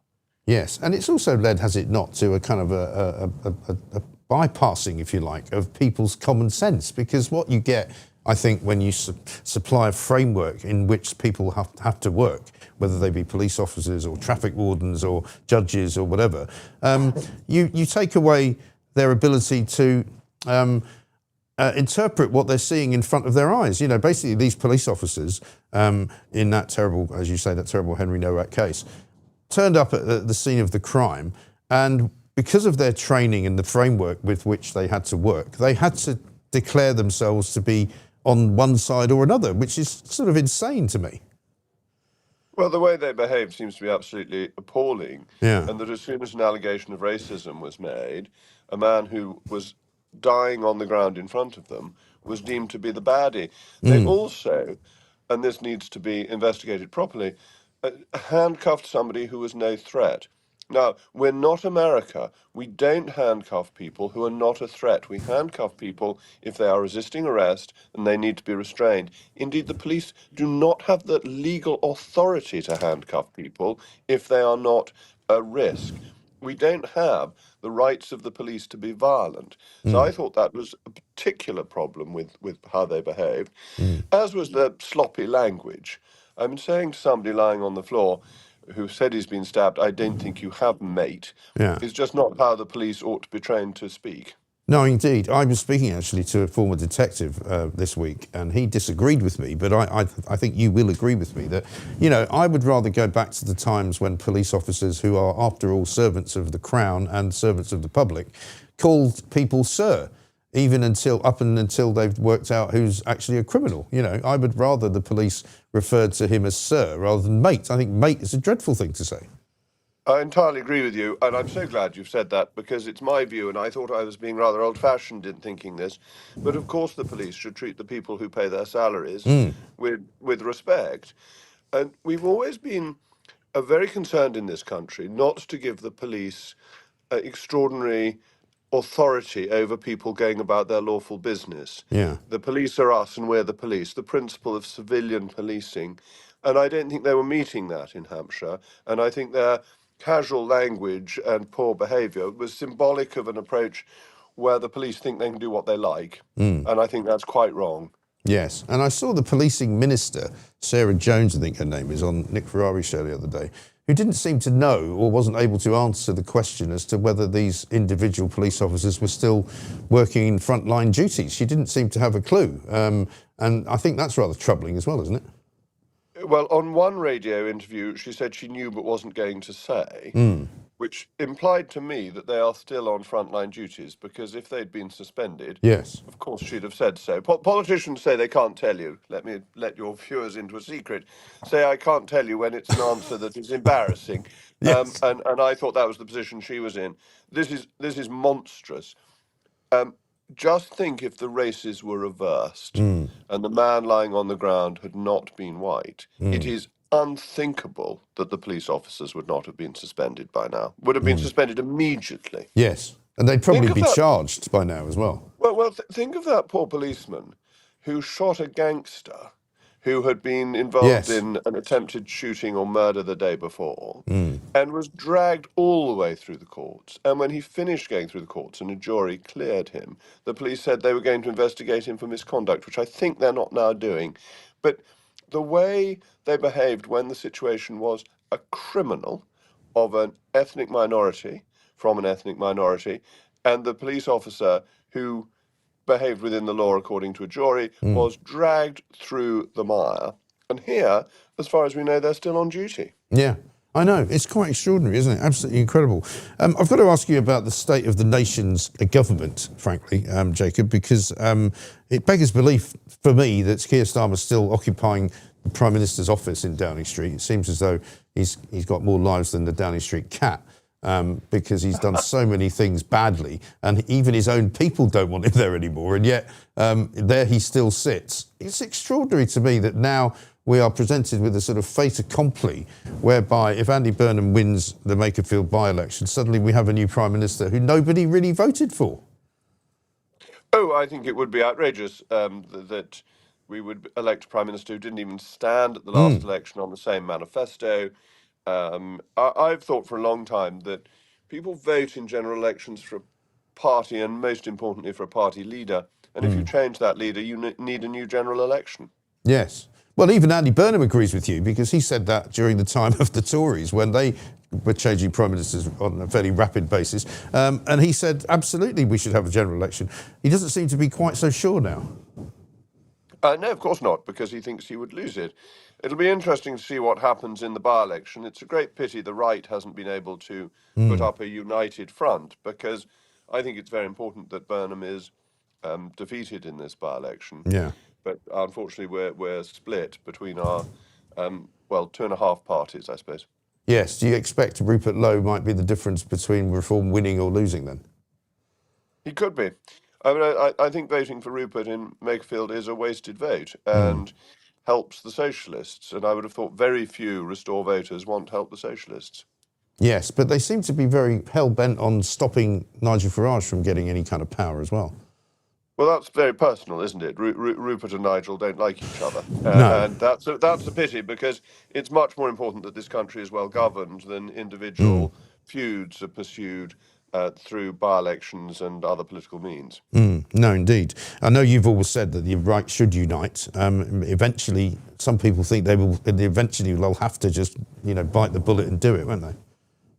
I think so. I mean, I think it will happen because the logic of it will become so strong. But also I think it's a duty to do it in the national interest, because at the next election we risk letting in a weird coalition of Zach Polansky, Andy Burnham, possibly the SNP, though, as I think we can now call them, the fraudulent SNP. Yes. And that could not possibly be good for the governance of the country. There's a fantastic clip, actually, which I haven't played today yet, of Malcolm Offord, formerly Lord Offord, who's now the leader of Reform in the Scottish Parliament, actually asking John Swinney why he thinks Nicola Sturgeon has basically left Scotland in order to occupy England. Is it because of the more preferential tax rates, or is it simply because she doesn't want to live in the same country as Stephen, what's his face, the SNP man from Westminster, Stephen Flynn? Stephen Flynn, who's now moved back to Scotland, said that he could be in the Scottish Parliament. Yes. Yeah, I mean, Alex Salmond always loved living in England too, loved being in Westminster. It always amuses me that they want independence, but independence for them not to live in Scotland. No, indeed. Which brings me finally to the final question I've got for you, because I know when you were in government, you were very keen to get civil servants back into the office and not to work from home. There's a story in the Mail today in which it says the Bank of England staff can work from other countries for 2 months of the year, it has emerged. Apparently, not only are they allowed to work from home 3 days a week, 6,000 Bank of England employees are eligible to work overseas. Well, it's absolutely ridiculous. Isn't it? I'm not sure the Bank of England's doing any proper work in the first Period. place. That it's utterly failed in its prime duty to keep inflation at 2%. And other central banks, Central Bank of Japan, managed to keep its inflation rate at target. So it's a failure of the Bank of England. It's failed in monetary policy. It's running a ridiculous policy on the sale of bonds that it bought during quantitative easing that's costing taxpayer billions of pounds a year. It's a rotten organisation, I'm afraid, and this just shows it that slack working practices get poor value for money for the taxpayer, poor productivity, and frankly, it seems to me 2 months a year abroad is little short of a scam. How hard do you think these people are working when they're in their holiday villas with a glass of Pimm's by their side? Yeah, well, exactly right. And also, surely there must be some kind of security implication as well, because an awful lot of what many of them are doing is fairly confidential, you would have thought. They've got laptops, obviously, but they need to have sort of firewalls, one would imagine, around them. And it may well be that working outside of an office for a long period of time isn't actually very secure. Well, I saw the story which said that some of their iPads and so on, they're not allowed to take abroad. But then if they're not allowed to take them abroad, how are they working from abroad? I know. I mean, that's extraordinary. Say, you could be abroad. What are you doing? You're sending letters, are you, via the postal service that take 3 weeks to arrive for 2 months of the year? I mean, it is a complete scam, and the Bank of England needs to get its act together. But you see how wet it is. This silly thing about putting cuddly toys or whatever it is on our banknotes. Banknotes are meant to look impressive, are meant to reassure you that there's value behind the currency, that it is a currency of an important nation. And I'm afraid we're going the way of Toy Town money. Yes, I know. It's beginning to be worth about the same as Toy Town money as well. If Rachel Reeves has got her way, no doubt you'll have to be carrying suitcases of it down to the bank to buy yourself some bread at the local baker's, In 1914, if you had a pound note, you could go into the Bank of England, or indeed any bank, and they would give you in exchange a gold sovereign. A gold sovereign is now worth a little shy of £800 for its gold value only. That is the destruction of value that the Bank of England has presided over, with some help from governments, over the last 112 years. That's shocking, isn't it? Truly shocking. Dreadful. Absolutely extraordinary. And in the 300 years before, yeah, that gold sovereign had maintained its value. So for 300 years, you have a pound that remains worth a pound, and in 112 years, it goes to 1/800th of its value. That is an extraordinary statistic, but a very interesting one. Thank you, Jacob. Great to talk to you. Thank you very much indeed. Sorry we couldn't have you in person, No, but my perhaps apologies. It's entirely my fault and incompetence. I'm very sorry not to be with you. not to worry. I'm sure we can make it up to you, and perhaps next time we can have you here in the studio, which would be lovely. Great to talk to you. Have a great weekend. Thanks so much. Bye. Thank you very much indeed, Jacob Rees-Mogg there, talking so much sense. He's such a sensible person, but he's also such a polite person as well. He is the sort of quintessential Englishman. I mean, you wouldn't have to ask Jacob Rees-Mogg what his nationality was, would you? Because you would just assume, although he said he's got some Welsh heritage, that he would, of course, be English. Many of you have got taken issue, though, with what he had to say about how you qualify to be English, because he more or less said it's sort of how you feel. And I think that's right about perhaps being British, because as I've said before, I feel very much British rather than English because my parents were both from Scotland. So I don't actually have that. I know a lot of people have this kind of pride in their hearts when they see the England flag and when they see England football matches and they see England cricket and England rugby and all of that.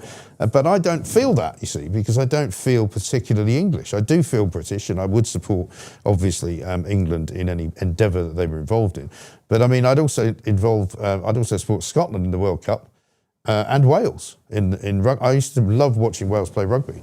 And so I don't have that same kind of swelling of the chest that people get when they watch England playing, if they're properly English and they feel terribly excited about England winning things. I don't really get that, which there's no point in pretending, I don't think. Is there? I don't know whether that makes any of you seem in any way anti-me now because I don't feel English. But I'm certainly British, there's no doubt about that. But I feel kind of more Scottish than English, really. It's one of those things. Coming up, our favourite bishop is here. Bishop Kai Ajua is going to be around. We're also going to be doing a bit of a meltdown. I'm going to talk about takeaway food today. And should we have a poll update? Because we've had a poll today with the question asking you whether you think or where you think I'm going to go on holiday. And I think the choices are Lanzarote, Dubai, Makerfield, or Koh Samui, which of course is quite a bit further away. Over in Thailand. Have we got it anywhere? Can we see it? Winning with 39%. 39% Dubai. Koh Samui, 7%. Well, Koh Samui, 7%. Really? I've never actually been to Koh Samui, but people tell me it's really beautiful there. Gorgeous.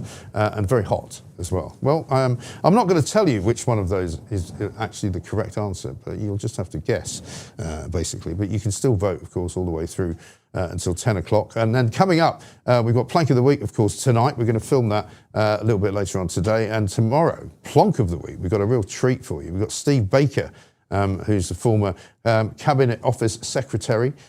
So he was not in the cabinet, as he always points out to me, in the Tory times, but he was, of course, very heavily involved in the Brexit debates and the Brexit deal back in 2018, 2019 as well. But it's a very interesting episode of Plonk of the Week. Chris Walkey's brought in a load of labels that he liked, funnily enough. So we'll be putting that one out at 7 o'clock on Saturday night. And of course, for those of you who don't know, or if you've just woken up from a deep sleep, I'm not going to be here next week. Russell Quirk is going to be in the chair from 7 till 10 every single morning. And then I'll be back after a week away, fully refreshed, one would hope, and ready for action. Right now, though, let's get Fiona McLeod with some news. Happy Friday, all. I'm Fiona McLeod labours in full circus mode. Keir Starmer's clinging on while Andy Burnham, the self-styled king of the north, circles his job like a seagull on chips. Easy by-election win incoming, apparently. Meanwhile, Starmer's meeting the family of tragic student Henry Nowak, whose death has sparked fury over two-tier policing, dodgy body cams, and far-right protests. Even the US State Department piled in, blasting Britain's ideological conditioning and two-tiered policing as symptoms of civilizational decline.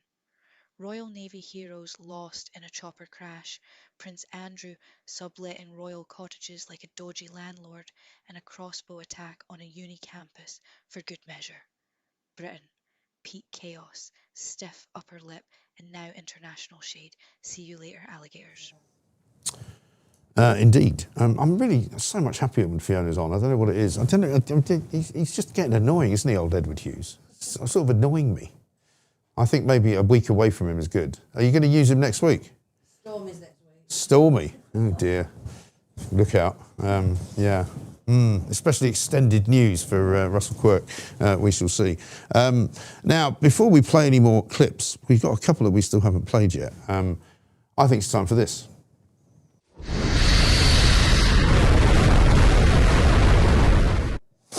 Now, it's come to my attention that an awful lot of people out there are eating too much takeaway food, right? And while this is not particularly bothering me, I'd just like to make a few points about takeaway food. Because takeaway food now has become such a thing. I mean, you cannot move in London for blokes on scooters, right? From very early in the morning. You know, when I used to work in the morning doing the mid-morning show, so I'd be going out of the house sort of around about 7:30. You'd see all these people getting breakfast delivered, people ordering it in from McDonald's or ordering it in from some other, locale, and people turning up at their doors with breakfast orders, with, coffee, with muffins, with, sausage and egg McMuffins and all the rest of it. And you just think to yourself, what's happened to people? Why do so many people now order so much food? And how are they getting the money to pay for it? Because it's ridiculously expensive. I don't really do it much anymore.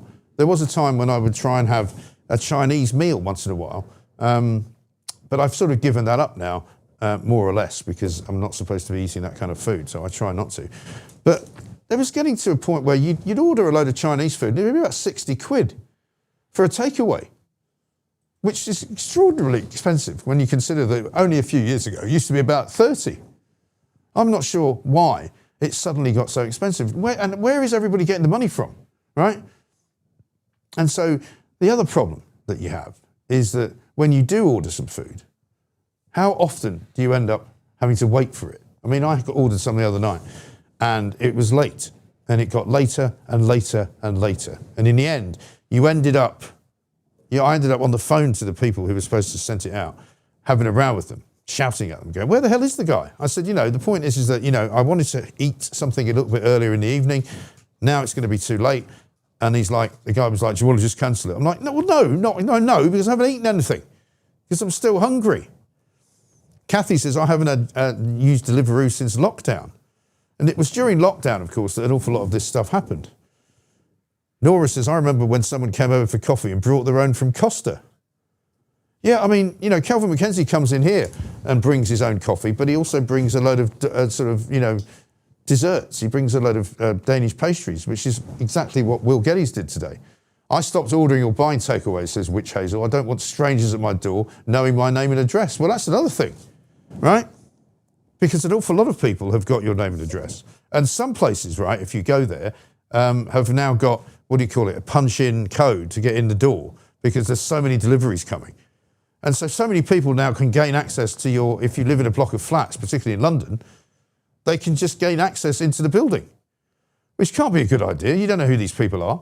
Cooking good food for yourself isn't exactly cheap either, especially if you live alone. Yeah, but it's a lot cheaper than ordering it in. I mean, if you want to make yourself a hamburger, for example, it doesn't cost anything really at all. You could probably make yourself a hamburger for about 2 or 3 quid. Whereas if you buy one in, particularly if you get one of the more sort of expensive upmarket ones, like Five Guys or something, they're about 15 quid. Aaron says, agreed, cooking your own food from fresh ingredients is the best and lots of fruit. It is, but we've got a sort of an epidemic, I would say, a pandemic even, some might call it, of people eating delivered food. Having food delivered is extremely self-indulgent. There has to be some correlation as well, doesn't there, between all these people ordering food and not moving to get it, literally not even walking down to the shop to buy it, literally having it delivered into their hand at the door, not even going downstairs to get it. I'm allergic to most takeaways, says Nick Nax. It saves me a fortune. Yeah, well, lucky old you. It's always cold and bland. Ditch them, man, says Scottish. Yeah, well, that's the other problem. I mean, I've seen people ordering things like a McDonald's meal.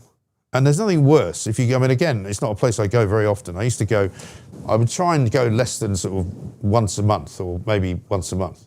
The glass of wine while cooking is one of life's joys, says Nora. Yeah, how about a bottle? And put a little bit in the food as well. Yeah, but I just don't think it's very healthy.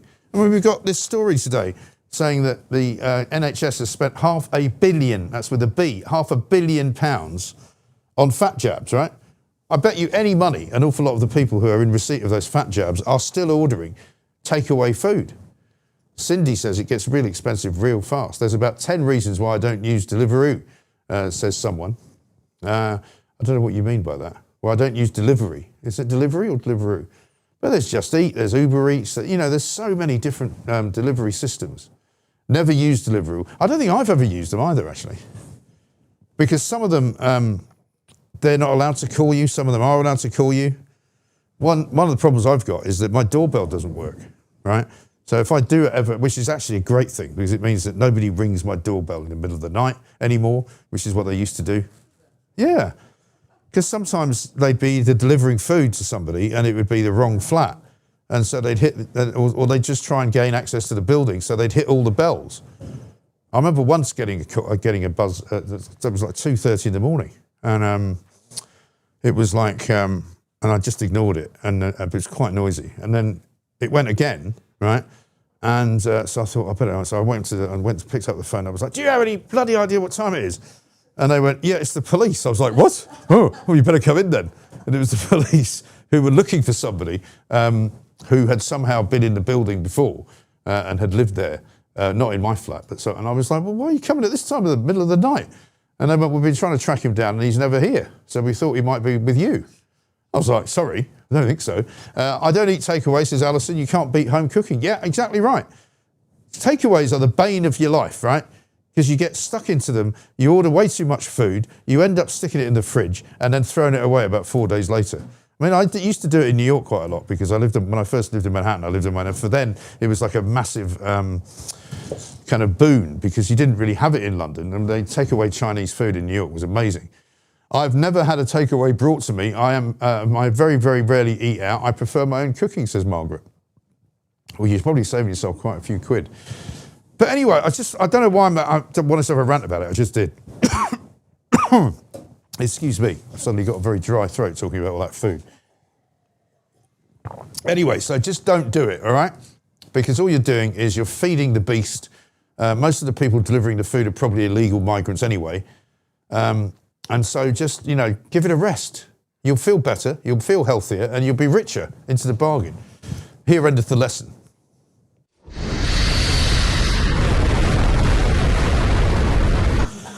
Let's talk to Bishop Kai Dewar. He might be thinking I'm trying to, sort of knock over his territory there with a bit of a sermon on takeaway food. Bishop Kai, very good morning to you, sir. Oh, I can't hear you. Is he muted? Yeah, he muted himself. Hang on. I said, oh, there very you go. Good morning. That's better. And I loved the here end of the lesson.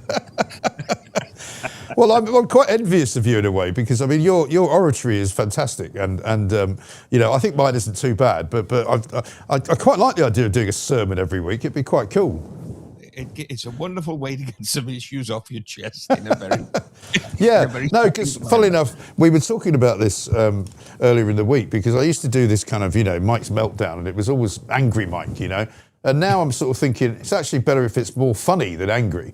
Because I mean, it is a problem, though. I mean, £500 million being spent by the NHS on fat jabs for people.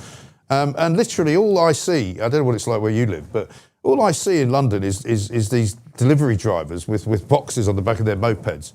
They're everywhere. There's thousands of them. And as I said, I mean, probably most of them are illegal and migrants anyway. Well, I live in rural Wales, and you'd be amazed at the number of delivery drivers that now exist here. Really? Yeah. It really is surprising. And you're right, most of them are either Turks or immigrants, certainly not native to Pembrokeshire, which I have to say, not something to be proud of, but used to be regarded as possibly the most racist county in the country. Yes. And that attitude really hasn't changed, even though we have the number of ethnic minorities that now reside here has grown significantly. Yes. Well, there's hardly any part of Britain now where there aren't ethnic minorities, as we've seen from the now, I suppose, disparate nation that we live in. It's obviously more concentrated in the cities, but even in smaller parts of the country, which you would have said would be these quiet little hamlets, There's kind of, there's suddenly there's a collection of people in a hotel, or there's a collection of people in a house, and it's all over the place, isn't it? It is. It very much reflects the fact that, over the last century, we have become a very much a multi-ethnic Great Britain. I agree with what you said about multiculturalism, because it doesn't work.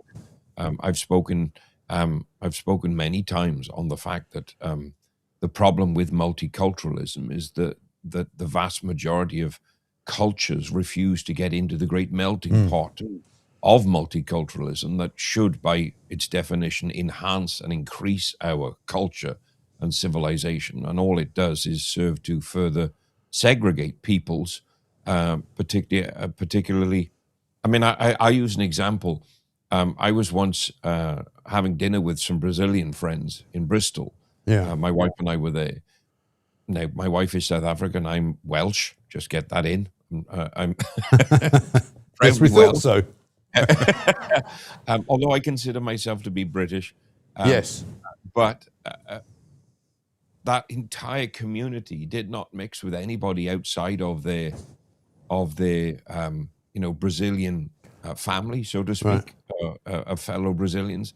And my wife and I sat there for 3.5 hours whilst the entire table spoke in Brazilian Portuguese, and not a word was spoken to us. And that highlights the problem of the failures of quote unquote multiculturalism, because it's multi-segregationalism, in my opinion.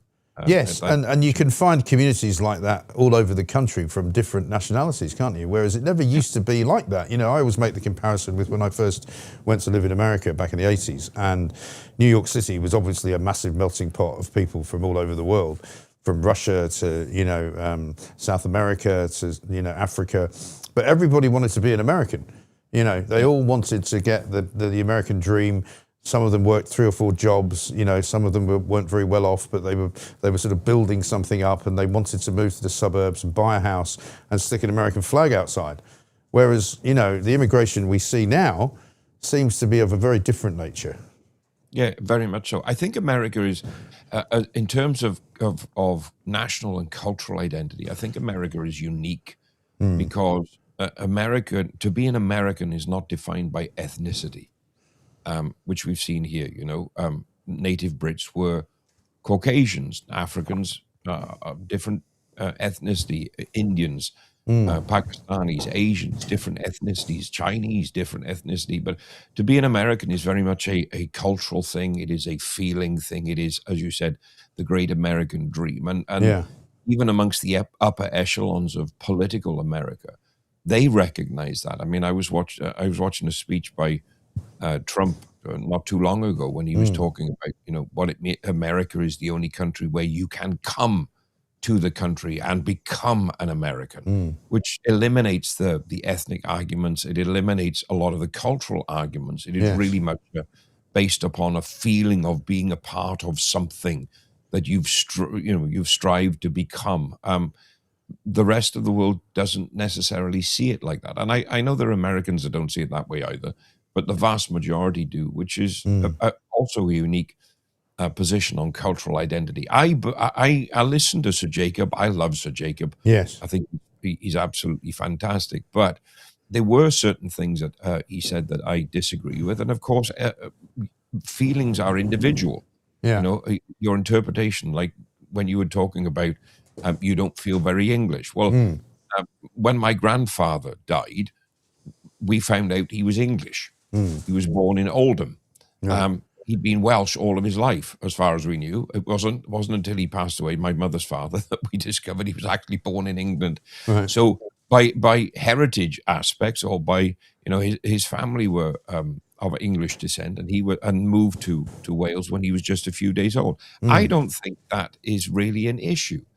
I think at the end of the day, whether you're Scottish, Welsh, English, or Northern Irish, we all have our unique identities. I hate the fact that people are criticized and attacked for feeling proud to be English, for feeling proud to be Welsh, Scottish, or Northern Irish. But at the end of the day, for 319 years, we have been the United Kingdom. And that's why I stood in Parliament Square a few weeks ago and said, we are a people that stands united, and we stand beneath the banner of the cross. A lot of people attack me for saying that, but the reality is the Union Jack, our national flag, is the amalgamation of several flags that bear the cross as a standard. And under that pretense, whether I call myself Welsh British, I talk of my cousins who were born in England as English British. We are Great Britain, full stop. So whether you feel English, Welsh, Scottish, Irish, whether you're born there, feel there, move there, whatever, at the end of the day, we are one people, the United Kingdom of Great Britain and Northern Ireland. And let us stop using all of the facets that keep thrown at us and the labels that in some way segregate, and take our own individuality and our own pride in our own nation and come together as united people. You know, and the Scots, the Welsh, and the Northern Irish have done it for hundreds of years. We're all united in our hatred of the English. It is. Well, funnily enough, somebody was saying this to me yesterday, that, you know, the way that the British are seen around the world is not perhaps as we see ourselves. And I was like, well, to be honest, I'm not really that interested in how people see us. You know, I know that we are a good people, and it may well be that there are those who think that we've done some bad things in the past, but so is everybody, you know. And I think overall, regardless of what your view of history is, Britain has been a good force in the world. You know, the British Empire was a good thing. I'm not ashamed to say it. But you saying that, here's an important lesson that the liberals, the lefties, and the loonies never talk about. Britain, like every nation, has a dark history. We have made mistakes, but we led the world in rectifying those mistakes. And we as a people have learned to never make those mistakes again. You know, yes, I understand there's this big argument over slavery and reparations. And I think Britain should pay reparations for slavery. The only people that should get it, though, are the ones that were directly affected by the slavery. Seeing as none of them are alive anymore, their descendants shouldn't benefit from it. Right. But, and that's, a lot of people disagree with me on that one. That's my personal opinion on it. I don't think why somebody 5 or 6 generations removed should suddenly get a big cash payout when it was their great-great-grandfather that bore the whip marks and goodness knows what of being part of slavery. But let's talk about, on a different note, that's a whole different conversation. But we've got to this point where we're eradicating the history of what Britain did in recognizing that there was an issue to do with slavery. And let's not forget that it was strong Christian men like Wilberforce that fought hard for the abolition of slavery, shaped by the morals of the Christ that he served. And then Britain set about ending slavery across the world. We only finished paying off the money that we paid in reparations and the loans that we took to end the global slave trade in 2015. You know, it's very selective, the parts of history that people want to remember. Yes. And I refuse to get into that. I'm not going to switch off and say, well, you know, now I'm ashamed to be British because, as Ilhan Omar said, some people did something, which was a disgusting way of describing what happened at 9/11. But let's be honest, we're talking about 5 or 6 generations removed from the present day. The history of Britain might have done what people say it did. We can't deny that. But Britons living today are not who people now say they are. No. Also, you've got the situation back then when people did some terrible things in Britain. You know, people were burned at the stake. You know, women were probably raped and assaulted on a regular basis, you know, as part of their wedding, marriage vows or whatever. You know, the witches were dunked in water and drowned, you know, because people thought they were witches. So, you know, it's called history. It's not very nice. I mean, horrible history is a good name for it. You know, but you can't be constantly apologising for something for which you were not responsible. The time that it happened was responsible in a way, if you like, you know?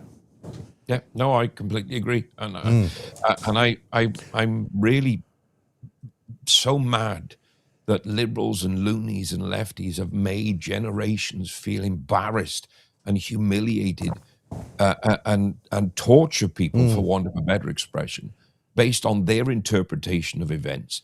And, you know, I think about it and think, well, Had we not had those events, had we not learnt the lessons, had we not paid the price, had we not made changes, you wouldn't be able to stand where you stand and spout the nonsense that you spout today, like, and viscerate other people who don't share your opinion of how history should be interpreted. Yes, exactly right. Which brings us to your sermon, I guess. So shall we have that from you? Certainly. Well, my brothers and sisters, excuse me, there are moments in the life of a nation when the noise becomes impossible to ignore. The arguments grow louder, the divisions deepen, and the accusations multiply. As we've seen, the streets fill with anger, and the air itself across the nation seems charged with frustration and distrust. And yet we as a people find ourselves asking a question that politicians almost refuse to answer. How on earth did we get here? This week, Britain has once again found itself gripped by controversy, protest, outrage, and uncertainty. Many feel unheard. Many feel abandoned. Many feel that those entrusted with power neither understand nor represent the concerns of ordinary people. Now, whether one agrees with every grievance being voiced is pretty much besides the point. Beneath the headlines lies something far deeper. A nation that is wrestling with its own conscience. A nation that is searching for answers. A nation that is increasingly aware that something has gone terribly wrong. And it is into precisely such a moment that the readings for this week in the scriptures speak with remarkable force. Through the prophet Hosea, God addresses a people in crisis, a people anxious for blessing, a people fearful for their own future, a people eager for God to heal their land. Yet, God's response is startling.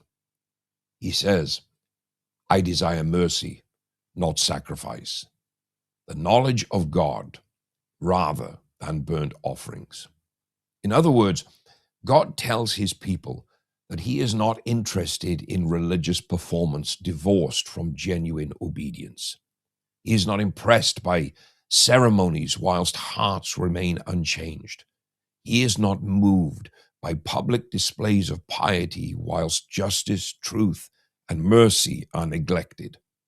And if we are honest, that ancient warning speaks directly to our age today.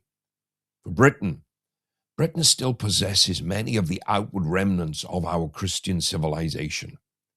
Ancient cathedrals stand proudly over our cities. Church bells still ring. Coronations of kings and queens still invoke the name of Christ. See, the Bible remains woven into our history, our laws, our language, and our culture. Yet increasingly, we seek the inheritance whilst rejecting the inheritance giver. We desire the fruit whilst uprooting the tree. We want social trust without moral truth. We want justice without righteousness. We want peace, but without repentance. We want the kingdom whilst we are dismissing the king. And Scripture tells us that such a path cannot endure. The psalm appointed for us this week contains another sobering challenge. God says to his people, call upon me in the day of trouble. I will deliver you, and you shall honor me. Now, my brothers, my sisters, notice the order. Deliverance comes, then honor, then the blessing comes, and then there is gratitude. Yet, modern society often reverses that equation. We demand blessings whilst withholding honor. We seek God's protection whilst disregarding his commands. We ask him to heal our nation whilst insisting that we know better than he does of how that nation should be ordered and governed.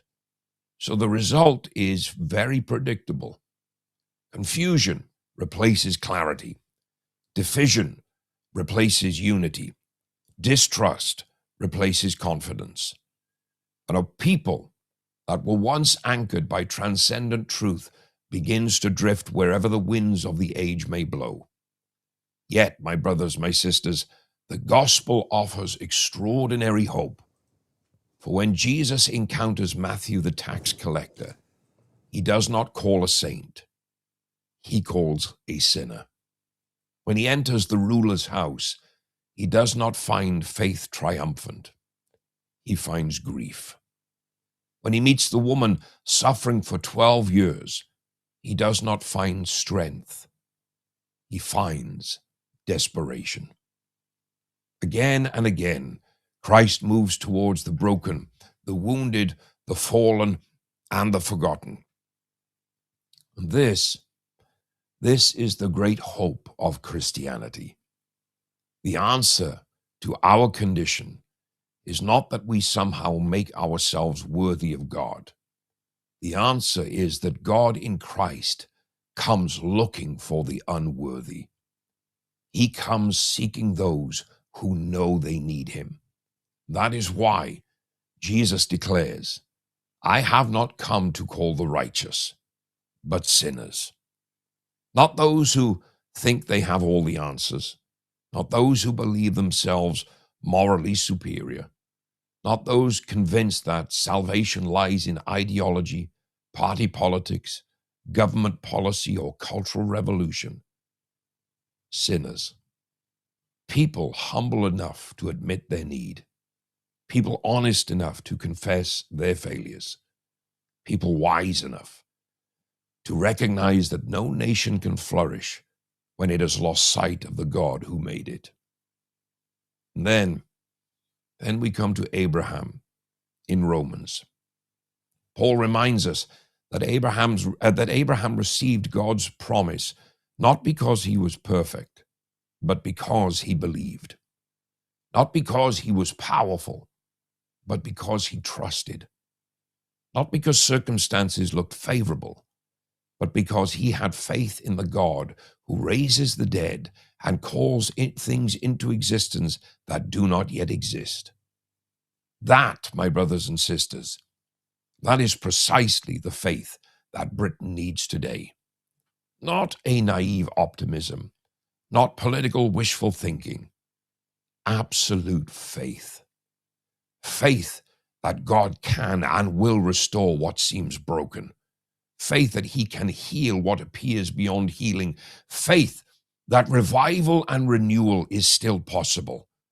Faith that Christ remains Lord, not only of individuals, but of nations. And so, my message today is simple. Do not surrender yourself to cynicism. Do not surrender to bitterness. Do not surrender to despair. Stand. Stand for justice. Speak the truth. Love your country. Pray for our leaders. Defend what is good. Protect what is true. But above all, my brothers, my sisters, seek the Lord. For the deepest crisis facing Britain is not political. It is and always has been spiritual. And the solution will not ultimately be found in Westminster, Cardiff Bay, Holyrood, Stormont, or the courts. It will be found where every genuine renewal in history has begun. It will be found in repentance, in faith, in prayer, in mercy.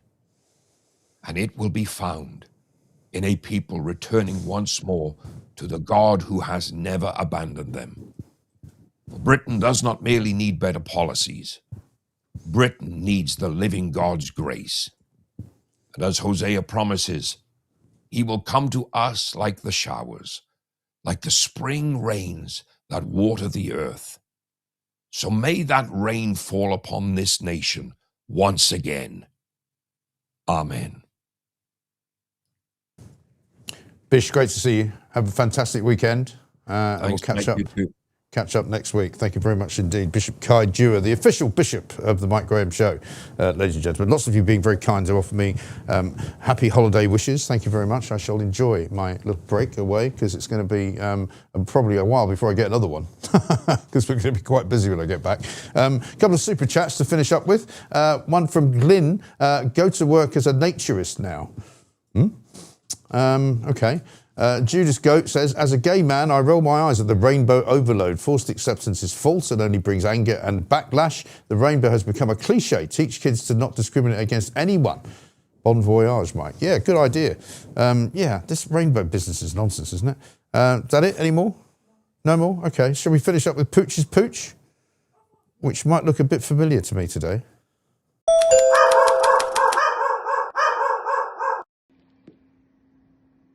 It's Ziggy. He's got a new fish, as you can see, because he destroyed the last one. This is about as excited as he gets now.